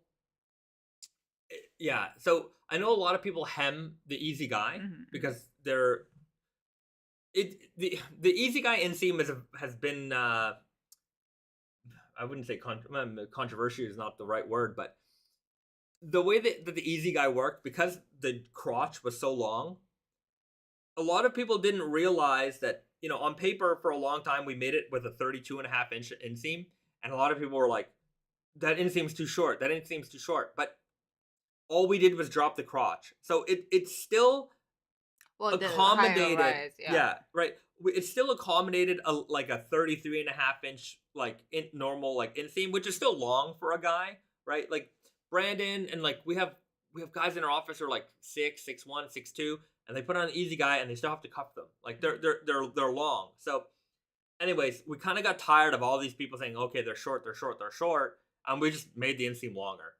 And then everyone was happy with it, right? So if you look on the Easy Guy inseams now, they're all 33.5 instead of 32.5, which they were. But I know a lot of people have to hem them, and then when you end up hemming them to the inseam that you need, and most guys' inseam is 30 or 31, you kind of end up with a little bit of wider leg opening. So I just feel that like most people may not get the full like skinniness out of Easy Guy and are already experiencing them a little bit wider. So why don't we just sell them a little bit wider? I don't know. I don't know. I'm in the camp of don't mess with it. Hmm. Yeah. Perfect jeans for me. Weird guy upper, super guy lower. Super guy for me was way too tight in the hips and thighs. Well, Vance, Easy Guy as they are might work for you. Anyways, this is just an idea of opening Yeah. up the Easy Guy bottom, or maybe having a little bit of a wider version of that. Yeah. And then also, like, I always say this about like a lot of things, but like, you know, like you don't have to be like, oh, I can wear size 32, so I should wear size 32. No, like if you want it like a little, baggier or whatever, like you can go up in size or down in size. And it's like I wouldn't recommend down in size if you barely fit the size that you're basing off of. But like, you know what I mean? Like certain clothes, like you wear it bigger so that it looks the way that you want. Jeans, as I'm older, as I continue to get older, I don't get younger. Unfortunately, I only get older. I just want looser and baggier jeans. Yeah, and then like this is what belts are for, so that like it might not fit super well on the waist, but you can adjust that. Belts have notches, like you can adjust to the point where like it fits you in the waist where it needs to fit, and then have maybe a little bit more room in the other places. But I also find that I want more room in the waist because I tuck in more. Right? I tuck in my t-shirts, I tuck in my shirts, I just tuck in so much more. And if the jeans are perfect on my waist, when I tuck in, I can't breathe. Yeah, and again, that's also why the belts exist, because when you don't tuck, then you can, you can make it fit. Right. So, having even sometimes like I'll say have a little extra room, have a lot of extra room. Not so much that they're falling off your butt, but consider. But this also goes back to like having different jeans for different things, right? You can have jeans that are perfectly fitted and that you're going to wear with t-shirts or sweatshirts and things like that, things that you're not going to tuck in. And then you might have a pair of jeans that you are going to tuck things in with. So, goes back to the need topic. But play around with like sizing. Don't be like just because you fit in 32. Like nobody's going to look at your size and judge you. You don't have to be the... You're not Jerry on that. We don't put it on the outside. Yeah, thing. Your size is only on the inside. It's not on the outside tag. Okay. King Germs writes, I have Easy Guy, Super Guy, and Weird Guy. Trying to find my perfect fit. I actually like all of them, but Easy Guy looks really good if you're a sneakerhead like me. Right. I also own all the fits. I wear Easy Guy and Weird Guy. I'm gonna be wearing True Guy for sure. Super Guy I've outgrown. Like I could if I got a size that fit me, it'd be fine. It's just I don't want things that are so fitted on my legs anymore. Mm-hmm. So it's not. Yeah. The first 5 years of me at Naked and Famous, skinny guy, super guy, all the way. Yeah. Size 28. But I mean, it's also the times change. Like skinny is not necessarily the most like you're allowed to wear something little wider. But I mean, like when I wore super guy, like my frame really matched it because your frame matched it, and also the time matched it. Like the trendiness matched it too. Sure. Yeah. Right. But I think more importantly, my frame matched it. I feel like if I still had that shape, I probably would wear skinny jeans like that. But because my legs just cannot fit into those the same way they used to, I prefer to have things that are a little bit looser. Yeah. Yeah, and also you have way less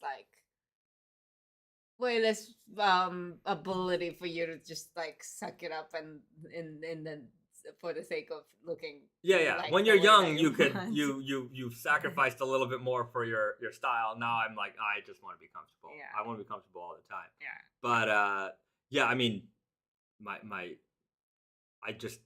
the amount of weight I've gained in 10 years is a lot. And I'm not overweight or anything like that, but you have to consider what you can and can't, like what looks good on your body and what doesn't look good on your body anymore. I'm not trying to like squish myself into skinny jeans. Like if even if I like, I don't dislike the look of skinny jeans at all. I think they work well for the right body type. If you're a very slim person, then sure, no problem.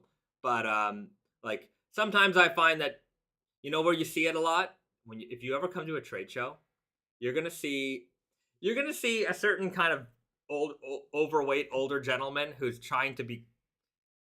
I have to. If you're a fabric salesman, because I definitely know you're watching this, they're of a particular shape and they're very belly heavy, and they're usually like these like older fabric salesmen who want to dress cool and they're wearing like, really tight and skinny jeans, and I'm like, guys, just for some reason they all look like that. They have like a polo shirt because they're trying to be business, right? Casual business. Yeah, casual business. They got like a polo shirt on, tucked in with a belt onto like some really, really skinny, ripped up, like acid wash jeans. And like, they might have like a Yeezy Boost or something like that. Like they're like, at some point they opened a magazine or like they looked on Instagram. They're like, that's what cool kids are wearing, huh? I could wear those. And then they got them because they wanted to be fresh and cool. I'm like, but you missed it all. Like, I would have rather you come to me in that polo shirt with trousers on and be like, hey, I represent this mill, blah, blah, blah, blah, blah, than like you trying to like look like you're like, hello, fellow kids. Yeah. You know? I mean, you know what? Yeah. I don't care. Like, it's like if you want to wear tight jeans and you're, larger, I don't think it's not really about the like. No, I do think that it is. I think you have to dress for your shape. And if you don't, you start to look a little odd. Yeah, I mean, I'm not advocating for wearing things that are way too tight. I'm just saying that, like, like skinny jeans scale too. Like if you go up in size, you have more room in the thighs and legs and stuff. So it's I mean, it's just. Yeah. Don't feel bad. We all experience weight gain. Well, most of us. Yeah. I don't feel bad. I'm perfectly. I've accepted my shape and size, and that's fine. To be fair, I've gained. I also gained a lot during the pandemic. I know a lot of people did. I put off a little bit of it. Anyhow, I'm just trying to get into a healthy shape. Vance Edward, Bayzad, my man, please stop. You're a size 28 and I'm a size 36. Neither one of us are fat. No. I used to be a 28 and now I'm like a 32, 33 sometimes. 33. And it all depends on, and I don't think I'm fat. I've for most of my life I was a 28 and like a size small, and then in the last couple of years, I would say like the last 5 or 6 years, like I went from like basically all of my clothes fitting to like most of my clothes not fitting. Yeah, but you were not a 28 5 years ago. No, but I was still like size small. Maybe I was a size 30, but like even when I was a 28, I might have had some size 30 jeans in the rotation. Just, maybe they're a little bit big. It's okay. I wore them that way. But I almost all of my wardrobe went from fitting to not fitting, right? And that's a pretty big jump, I think, for a person. If you're a size 36, a size 34, maybe your entire wardrobe has kind of been built around that. But when you have a drastic weight gain or loss, then, and you can still be in a not overweight or whatever, or in an unhealthy shape. It's just that's a pretty dramatic change in my life. That is just what I'm trying to say. Mm-hmm. But I'm not gonna try and fit into tight t-shirts because Yeah. I'm not advocating for like wearing the clothing that is too tight on you. Right. That is not a good look for anybody. I'm just saying that like fit, like like a little closer to your body fit is not necessarily something that you need to avoid just because you're larger in size. Yeah, there's form fitting, and then there's There's too tight yeah, and there's tight. yeah. Form fitting is fine. Yeah, Yeah. but yeah. Then there's tight. That you want to avoid tight. You want to avoid. Well, you want to clothes- avoid too tight. You want to That's avoid clothes my that point. don't properly Yeah. fit you. Yes. Yeah. Also, I would say that there are certain kinds of clothes, and I'm just going to be my own personal opinion. There are certain types of things that just sometimes don't seem age appropriate. Again, I'm going to go back to our just being at the trade show and the fabric salesmen that tend to walk around when like it's look, I'd look disheveled half the time. I know I do. I'm whatever. But like you get these not well put together guys, and again, I'm not gonna body shame them, but I think that they're wearing the inappropriate clothing for their shape. Yeah. But they're wearing like these weird, loud logo tees, or they're wearing the t-shirts from like the hype beast kids are wearing, and it's like, Yeah. you look at the face, you Yeah. look at the everything, and it's like you're dressing like you want to be 22, 23 years old, and you're clearly not. Like you're clearly you I don't know how to say it better than that. Just you look like you're way out of your age group right now. You're wearing clothes that were made for they were made for anybody, but you're trying way too hard to look too trendy and young, and it just doesn't match the rest of you, and it looks unusual, and nobody said anything to you. And there are a lot of guys, a lot of industry guys that are like that still.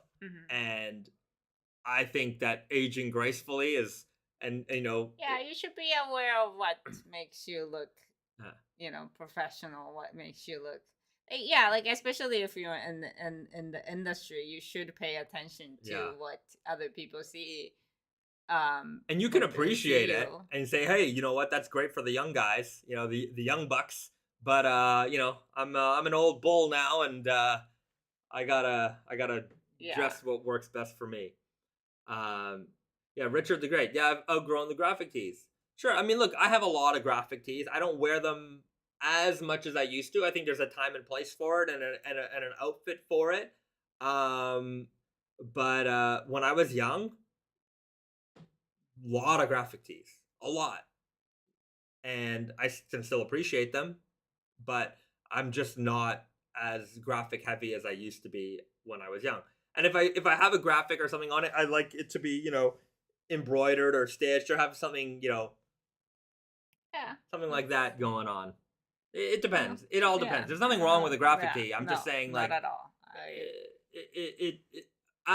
but I do say that at a certain age, it has to be, uh, you know, wardrobed, put together,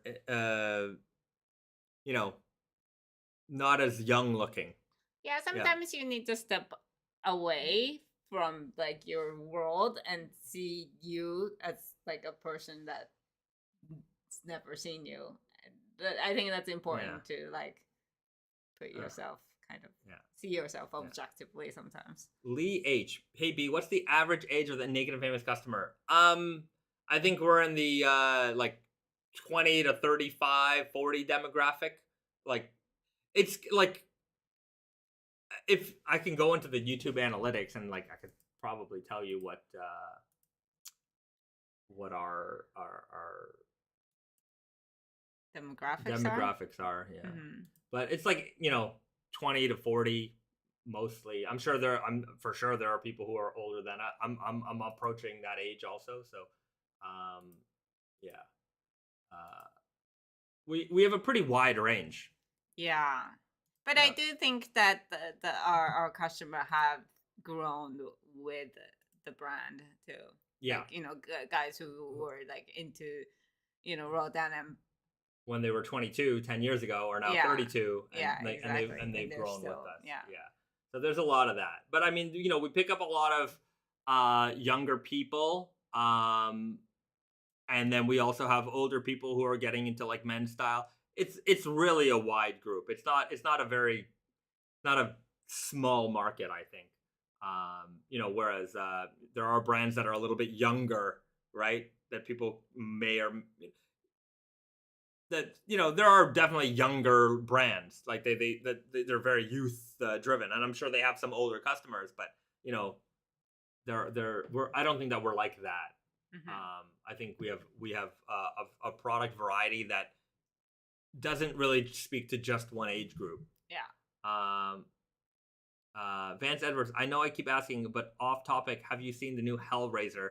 Did you like it? I have not seen it yet. But I can check it out. I only saw like a YouTube video somewhere talking about it, and I didn't click on the video. I didn't even know that it existed, but I'm sure it's on streaming somewhere. But I know that it exists. That's as far as I know about it. Farron Harris, I'll be 57 next week, but I look good. That's what I tell everyone. I bet you do. Yep. I bet you do. Good morning from Singapore. Are there any updates, release date, and price for the MIJ 11 Tokishima Kakishibu pair? Price update. I think we already. Yeah, we announced the price, whatever it was. I think 8. Yeah, it's in the 800s, maybe a little less. 80 or something like that. Yeah. And the date is still TBD. Yeah, date is TBD. But hopefully before Christmas. That is the hope, but yeah, that is not the guarantee. Yeah. On the other hand, yeah. Okay, here just for a quick little analysis of our audience on YouTube. Male to female viewership, 98.7% male. wow, And 1.3% female. YouTube tends to be more male, as what I understand. Especially these kind of So that's not particularly surprising. I'm sure there are some ladies out there in the chat right now who are like, "Yes, I'm the 1%. You are the 1%. Thank you for tuning in." And the bulk of our 40% is 25 to 34 years, and then 35 to 44 is another 30%, and then 45 to 54 is 11%, and then 18 to 24 is 14%. So yeah, it's 25 to 34 is the bulk, and then it skews a little bit higher on the older, and then we have about 15% on the younger side. Yeah. So. But I mean, over 55 is still over 4%. Yeah. So it's not. Yeah. But over 55. Yeah. Yeah. Anyhow, I think we've got a pretty good wave of curve of audience. Especially here. also YouTube. It's it tends to also be in this age range. You skew to the younger side. I mean, older people have a family. They can't watch 2-hour stream about pants. Brainstar, I'm one of the 1.3%. Thank you so much. Sebastian Pilje, it's a sausage fest up in here. Certainly is. For a primarily men's jeans brand, it makes sense. We do make ladies. We do have a ladies collection. So, and I guess that's why we've got these great spam bots in the chat who are clearly they know their market. They just listen to our stats and they just listen to our stats and bam, here they are in the chat. So the spammer in the chat, we appreciate it, but I'm just gonna have to send you away. Bye bye. Okay.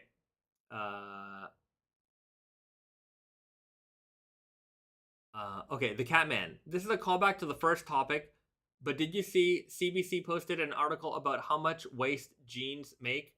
They basically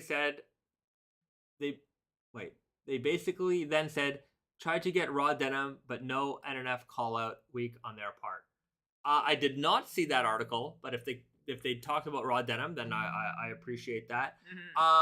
If you are worried about water usage in jeans making productions, then definitely raw denim uses a lot less water. I think a lot of the problem, pollution stuff that came from jeans production are coming from the washing and distressing process of jeans, you know, like when you buy bleached jeans, like there's a lot of there's chemical uses, and then yeah. Yeah. So there's a lot of that. Also, the fact that our denim is made in Japan, you know, they're very strong on the recycling of, like, you know, wastewater and things like that. They're so proud of it. Every time we go there, they're like, "Oh, check out our new facility. This, like, we remove all the pollutants." Like, they're very, very high on that, and which is why we're very, very proud to make our denim fabrics here. So, there's that. The other part about raw denim that is very friendly on the environment is your usage of it, right? Because we're washing those jeans less frequently. Yeah, wearing them more often too. Yeah. And, you know, this also kind of goes back to the front topic. Because we're wearing our jeans more frequently, as even if we have 5 jeans in our closet, we still might be buying jeans less frequently than the trendy person, right? The trendy person might be buying trend jean after trend jean after trend jean, you know, going to the fast fashion store, buying a jean, discarding a jean, that type of thing. You know, there are ones among us who own more jeans than others, but the majority of our customers tend to own a pair of jeans, have a few pairs, wear them for a long time. So you're not buying them as often. You still aren't. There are people in our community that do, but the vast majority tend not to. You're washing them less. You're wearing them more. You're repairing them. The life cycle of that product, it has less of an impact on someone who might take a pair of jeans and wash them. You know, they're not in tune with how raw denim people tend to treat their jeans. So they wash them like they would wash anything else, maybe after every wear, wash them. So there's a lot more water use, electricity used in the maintenance of that garment over the life of that garment.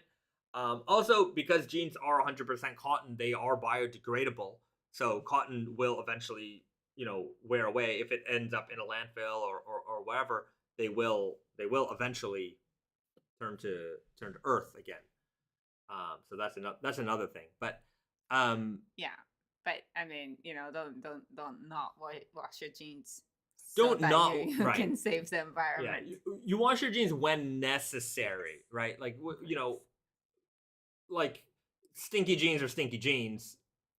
You don't want your sweat and all that stuff too much in there. Eventually, they need to be washed, but they don't need to be washed every time you wear them, right? That there are people out there that is their, like, if you were to tell them, like, that you might wear a pair of jeans 5 or 6 or 10 20 days in a row and not wash them, they'll think you're crazy, right? There are people who are like, I wore them twice, they need to be washed. That's just the way it is. It's, yeah, I mean, if you feel gross, wash it. If you don't, like, it's the same thing with, you know, I mean, you probably shouldn't wash your underwear every day, but other than that, and t-shirts, because it's your underwear needs to be washed certainly frequently, but as you wear it. But other things, like, you know, the reason why we wear underwear, like a t-shirt, is so that you don't have to wash it outside all the time. That was the point of underwear. So this needs to be washed all the time. The shirt that you wear on top of it, maybe not everywhere, when necessary. Yeah. So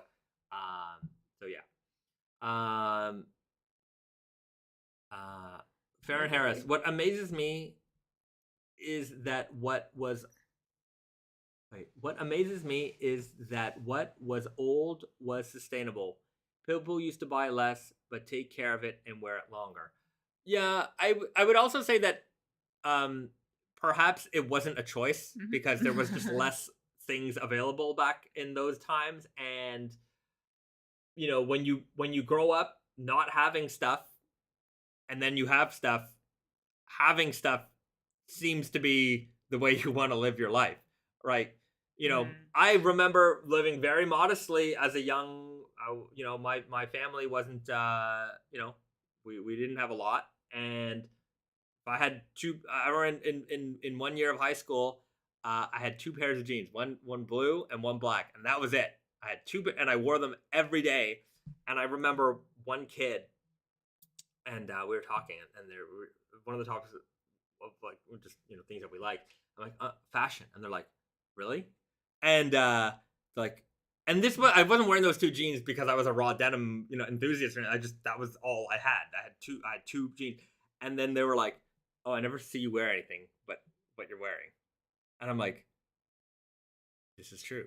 Like, this is true, and I'm like, "This is true." And I think I was very insecure about that at that Yeah, point. that's a shitty Yeah, comment to yeah. make. I don't think that they were trying to be like nasty about it, but I think they were like, how, anyways, it's just, the way Yeah, kids talk. yeah. But I went from that to being like, yeah, I wear the same jeans every day. Like, I went from doing Proudly. it out of necessity because, but when I had, but I went through it all. Like, I Yeah. went through only having 2 pairs of jeans to working for jeans companies and having tens and dozens and hundreds of pairs of jeans to being like, yeah, but I only wear Yeah, a couple of pairs at a time. yeah. I still wear just a few pairs. Yeah. Also, I mean, people back then, like to go back to Yeah. where it started, Yeah.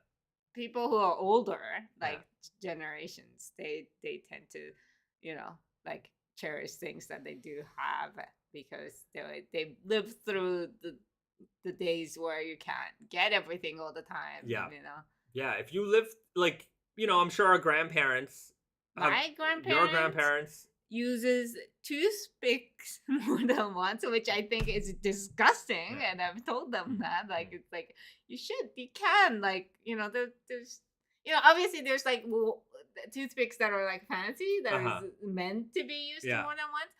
But like you can just buy things that are like one use because it's Yeah. more sanitary. It's not hygienic to reuse your toothpicks. yeah. But when you've gone through, and your grandparents, my grandparents, I'm sure a lot of your grandparents or parents or whomever, when you've gone through not having, it's just having is incredible. And like we're all, I'm gonna say we're all, but I'm sure there's some people out there. Most of us are blessed to not to most of us are blessed enough to only know this through our grandparents, right? And they think that we're so wasteful, which, to a certain degree we are. Yes, but we also are more aware of like things like germs. Yeah. Like, I mean, that they don't. I mean, they're probably more stronger than us because they built the things. Like Brandon's grandfather, for example, who is basically the patriarch of Brandon's lineage of he's not the patriarch of Naked and Famous Denim, but he started to workwear company which Brandon's father got into and then Brandon got into. So like he started it all, and he was a Holocaust concentration camp survivor, right? And I never met him. Actually, when I first started at Naked and Famous Denim, literally he passed away a week before. So he, from all the stories I've known, he never not worked. He was always in the office every day, very, very hard worker. And everyone in our company loved him, respected him. And, I was only at the company for a few days at this point. I went to the funeral and I'm like, if this is the guy who, if it wasn't for him, I'm not going to be here right now working for a denim company, working my dream job. So I have him to thank for that. And, Brandon told me a story about him. He was actually on Schindler's List, is interestingly enough. But Brandon told me a story of him being in the concentration camp, and they had nothing. They had no food, and he's like, we found a turnip once, and it was like the greatest taste I had ever had. And just like necessity builds what's that? I'm not telling the story very well, but just necessity builds necessity is the best taste. I don't know where I'm going with this story, but like from literally having nothing and then having just this little thing and being like, okay, this is the thing I'm gonna cherish because I have nothing. Yeah. Like I barely have life at this point. And the war stories are the worst. I mean, we don't. But yeah, we are very blessed and lucky to have options. And I'd rather have options because otherwise we would have it would be very bad. Not having options is bad. Options are good. You want options. Yes. Poverty Bill's perspective. Speaking Sure. of which. Speaking of options. All right, let's talk about options. Because today we released Firebird. Right. That is a good option. It's a great option. It's a great option. So we just dropped the Firebird. Just a segue from Holocaust to Firebird Selvedge. New jean released today. We'll talk about a couple new releases. Then we'll get into movie time, and we're getting to that point of the live stream. You know what I didn't do in this entire live stream? I didn't ask you to like or share or subscribe to the channel. So do that right now. Please. Right now. Now's a great time. Do it. Okay, cool. Firebird Selvedge. Yeah. New release, 15.5 ounces, slubby, smooth texture. Mm-hmm. It's kind of a very interesting denim because of that. Usually you get a crazy rough texture when you've got a slubby denim. Mm-hmm. But this one is made... You were about to say something? No. Oh, I was just going to say that, like, especially at 15.5 ounce, it's not a lightweight denim, but it's not, Yeah, it's certainly not a lightweight denim. It is a beefy denim, and you've got this great smooth texture. It comes from the sanforization process. So for those, if you watched the video, you probably already know this, but the sanforization process is basically a giant set of hot rollers that compresses the fabric down, and that's what makes this fabric so uniform. And now the thicker parts that you see here that are very highly saturated, that's where the slub yarns are. Slub yarns are the thicker parts that absorb more indigo, so it makes these like deep saturation points. And then the skinnier parts, you see a little bit more of the weft because the yarns are a lot thinner. There's a lot less indigo absorption, and you see that weft coming through. So you get this great deal of contrast throughout. But over time, those like saturated points, the thicker parts of the yarn, when you wash it, as you wear it, they'll start to plump up as they absorb some moisture. So you will get a little bit more texture out of this as you wear them. But as it stands right now, the loose weave makes these not particularly rigid. They're very, very comfortable to wear. Dense, heavyweight, slubby, fiery. I think it is a great jean, and they're available now. So if you're looking for something with a little bit of slub characteristic, I would say BD, I mentioned it, Firebird and Elephant 9 will be fast friends. This is kind of like a mini version of the Elephant 9 and like the Elephant 5 that we did. It was like the big slub. It wasn't particularly like super textured. Also, the next jean that we're going to show right here, the Elephant 11, like it is made with a similar big slub yarn. It isn't as fiery because the yarns themselves, like they're super thick. So it's like super thick in some parts and thick in the others. There's really no thinness to this denim.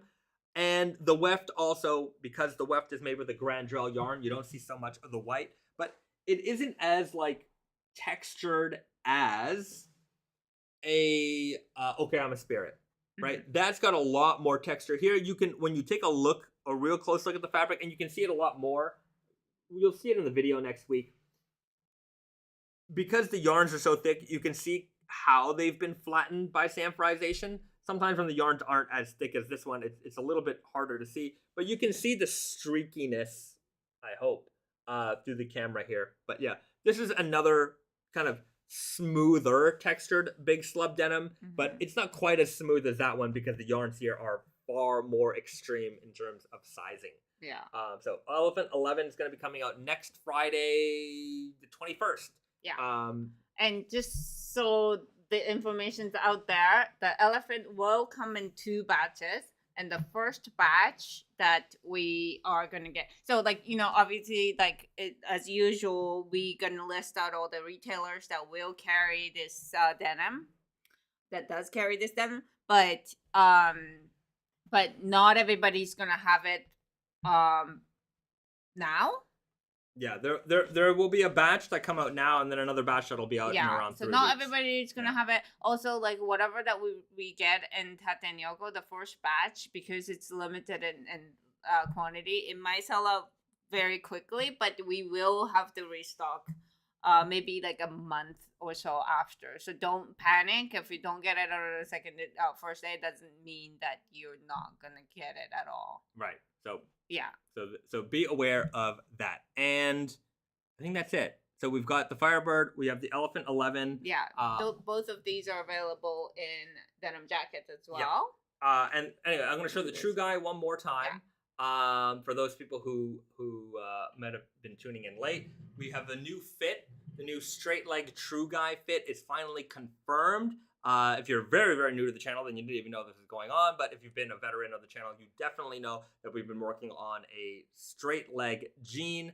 And we have it here for you. I'm wearing it right now. If you follow me on my personal Instagram, I posted a photo of it yesterday. Stupid chair. Get out of the way. So here it is. Straight throughout the leg. Thighs a little bit wider than the Weird Guy. I'm wearing them just a little bit bigger in the waist just to accommodate for being able to tuck things in. But a very, very comfortable jean all around. More room in the thigh, higher rise, and then I have that wider leg opening at the bottom.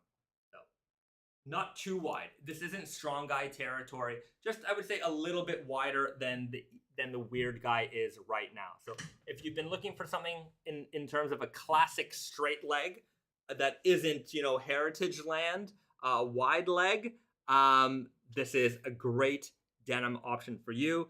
Hopefully we'll have some out by the end of the year. We're gonna have them in some core models, super in the left-hand twill, dirty fade, natural indigo, solid black, stretch selvage. So we're gonna have some great core options for you to start, and then we'll add in some seasonal options down the road. So a lot of stuff for you there. I like this comment. Wash Cubby says this is like badass QVC. I hope. It is like badass QVC. Everybody, okay, you've got two more minutes here. We've sold 666 pairs of the Firebird Selvedge. Call now. We've got operators waiting on the line. 2 jeans for the price of 1. Well, no, we're not going to do that. You're going to get 2 jeans for the price of 2, plus processing and handling. But if you order right now, we're going to throw in a dozen. We're going to throw in a dozen cloth face masks. That's right, everybody. Get ready for the next pandemic with your very own cloth face mask. We know that you may have used all the ones that you have needed for this last one, but you never know when the next one is coming. We're going to throw in 2 dozen, 3 dozen face masks if you call in the next 60 seconds. You've got 5 seconds now, and we've just sold out. I've heard they've told me that we've sold out of everything. I actually, just side note, I always wanted to be the guy who sold the chamois. I enjoyed sales and selling, and I always was enamored by, you know, we would go to like these fairs and things like that, and the guy who would sell the knives or the guy who would sell the chamois, and then I'd see the guys on the infomercials, and I'm like, man, those guys can sell. Yeah. Like, it's amazing. Like I would, you know, you'd be at like you know, some kind of fair, and my be sitting there with my mom, like, and you're watching the guy on stage like cut shit.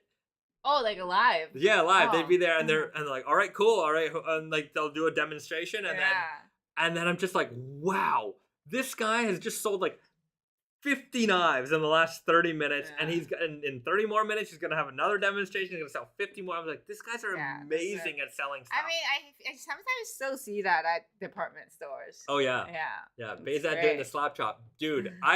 I would love to go on QVC and sell some jeans. It would be actually a lot of fun. I would enjoy it a lot. So I worked at Big Sean before Naked Famous, and at Big Sean we had a very, like, you know, a strong, like, older women's business, women's jeans. Like, it's not called Big Sean, but it's under another brand, and they sometimes go on like QVC type channels.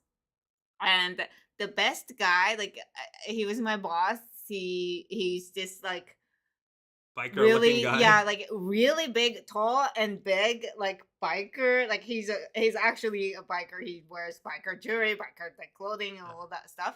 And he sells the most like older women's jeans on like TV shopping things because he's just like, I guess like he has this charm over like older women. So it's They like love him. it's so good. He's a very good salesman. You know what? One thing I wanted to show off because somebody asked earlier was the MIJ 10. So I wanted to show off the fabric because I have the jacket on hand, and the MIJ 10 is our original Okayama Spirit denim back. So the Okayama Spirit 1 is going to be running in the it is coming as the MIJ 10, but I'm gonna start running more MIJ options as kind of running options. So this is gonna be kind of like our signature fabric for the MIJ series. And then from here, anytime you want Okayama Spirit, it's gonna run in MIJ. So that way we can keep it unsanforized, we can do the Tempe treatment, and then we can do a couple of different, we can do different renditions of it, different colors on the warp, different colors on the weft, things like that. So MIJ 10, Okayama Spirit 1, back again, and you can see, it's hard to see maybe in this light, but it's a very hairy, dark indigo. It's gonna fade with a lot of great texture here. This is, because it's not sanforized, you have that 3D texture of the fabric. I don't know if it's showing up, but at some point we'll have a video and more close-up photos of it. So available in denim jacket and the jeans. A very, very beautiful fabric. I did a post, if you follow me on the Instagram, I've been wearing this jacket for a while. So I really want to have a very, very faded denim jacket. I've never faded a denim jacket all the way to like the very, very end. So this is my project jacket. So I'll if you follow me on IG, you can keep up to date with the fading progress of this jean jacket. Release date. This is going to be hopefully. So they're leaving Japan at the end of this month. So it will probably be another. Yeah, I don't know. It's going to be in December. Yeah, December, maybe January. So we'll see. So hopefully, there's a lot of hopefully before Christmas stuff coming out, but this is the MIJ 10 jacket. Just gonna throw it on here. Let's go for how many layers I can put on how many jackets can I wear at the same time? Well, if you want to fade your denim jacket, you're gonna start wearing more. I'm gonna wear it at home more.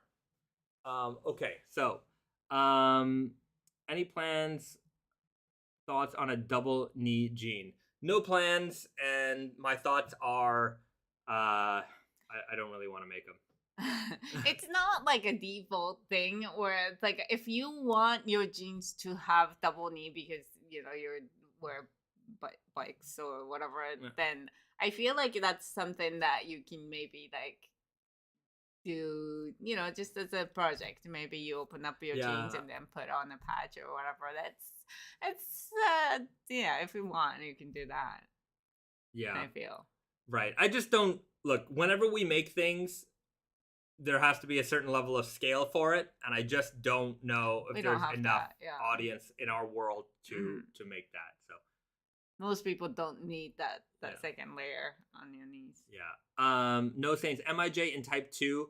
Will the Type 2 have hand warmer pockets? No pockets. We're going pockets. Classic Type 2. You want a Type 2? You're getting a Type 2. Well, just the pockets. Just the chest pockets, but no side pockets. Can you cut up a large pair of Elephant XS jeans and make a pair of weird guy 33 waists? No. But we might have the XS in stock. In 33, I don't know. You'd have to check the website. I don't know what we have left or not. Also, if you're looking for something, my best advice is always go to the blog post that's on nakedfamousdenim.com. Go look for the Elephant XS. There's a store locator list, or there's a list of retailer availability underneath the blog post. Go check the smaller websites. You might find that they still have some inventory. Tata and Yoko, Blue Owl, James Dant, there are certain websites that are a little bit more visible in the, raw denim sphere. Cultism, but sometimes there's just some small independent retailers that just don't have the same kind of reach. They mostly serve their local communities, but they might have some stock. So check out those websites. They often have online stores, and you can purchase it through them. It's just that you might not have seen it because they're not as visible out there on Instagram and things like that. Does the Okayama MIJ have pockets? Yes, the our jackets have pockets. Okay, so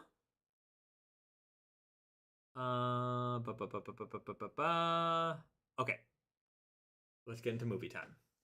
We're gonna do a quick movie recommendation, and then we're gonna head off because we're a little over time today, but that's okay. So we picked this one up because we just watched it.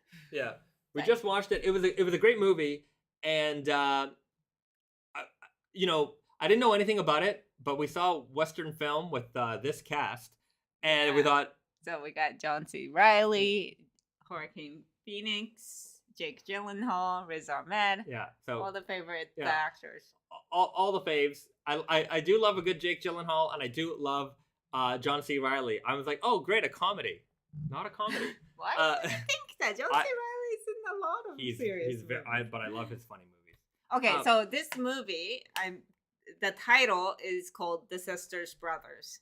But in Japanese, it's called Golden River. But it is The Sisters Brothers. Sisters movies. Brother. Yeah. The Sisters Brothers. So John C. Reilly and Joaquin Phoenix are brothers. Mm-hmm.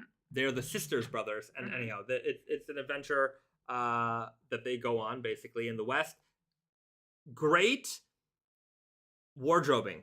If you like classic heritage men's style. Yeah, this is about the gold rush. Yeah, so and this is pre-denim, so you don't see anybody wearing denim, and so I was very interested by that, and they were correct not to have anybody wearing jeans at this point. Yeah, but what I liked about this is that even this time when these guys are not carrying a bunch of suitcase worth of clothing, they're wearing like the clothes that they have, and they're not in excess of anything, but they all dress so differently. They have their character seeping through their wardrobe, which is like really cool. Like it's just they have different styles, even though they're wearing basically the same thing. Yeah, so highly recommended. Check it out. I don't know if it's streaming anywhere or whatnot. It probably is. But anyways, we got the Blu-ray. Yeah, it's 2018 movie. 2018 movie. Yeah. So The Sisters Brothers, highly recommend. Yeah. We enjoyed it through and through. Pierre Morrow, duck Selvedge jacket, please. Yes, we have to do it. We definitely have to do it. Yeah. We actually did it once for Blue Owl a long time ago, but we haven't done it since then, and I think it's appropriate to bring that back. So I'll put it on the list. Okay. F1 Hot Rod. I was just joking about cutting up the Elephant XS. I'm just disappointed that I missed out on them. Well, you may not have missed out on them. Take my advice and check out that blog post. You might find your pair at a smaller retailer somewhere. So check that out. Vance Edwards. It's free on YouTube. Really? All right. Wow, that's a steal. There you go. Free on YouTube, with or without ads. Who knows? Without ads, that'd be incredible. Anyways, does that exist? I didn't even know that existed. Okay, so I'm gonna leave it there, guys, and the 1.3% of gals. We appreciate you tuning in too. Thanks for watching, everybody. It's been fun. I had a great time. I was very excited to show off the True Guys. I hope my rants made some sense today. Yeah. And this is a comment that I'm not sure if it's the same thing or not, that somebody commented earlier, and I was going to point out, is that like we should start making videos on the core fabrics, because there is points that we need to talk about that doesn't usually get communicated to the customers. So that's what we should do. That's some more homework for us. All right, we got it. Okay, everybody, thank you for tuning in. As always, we will see you guys same bat time, same bat channel right here on YouTube, 7 p.m. Eastern every Friday night. Saturday morning for us, Friday evening for many of you. We'll see you guys. Have a great weekend. Do something nice for yourself. Do something nice for somebody. Tell your mom you love her. And we will see you guys next week. Okay. Thanks, guys. Bye, everyone.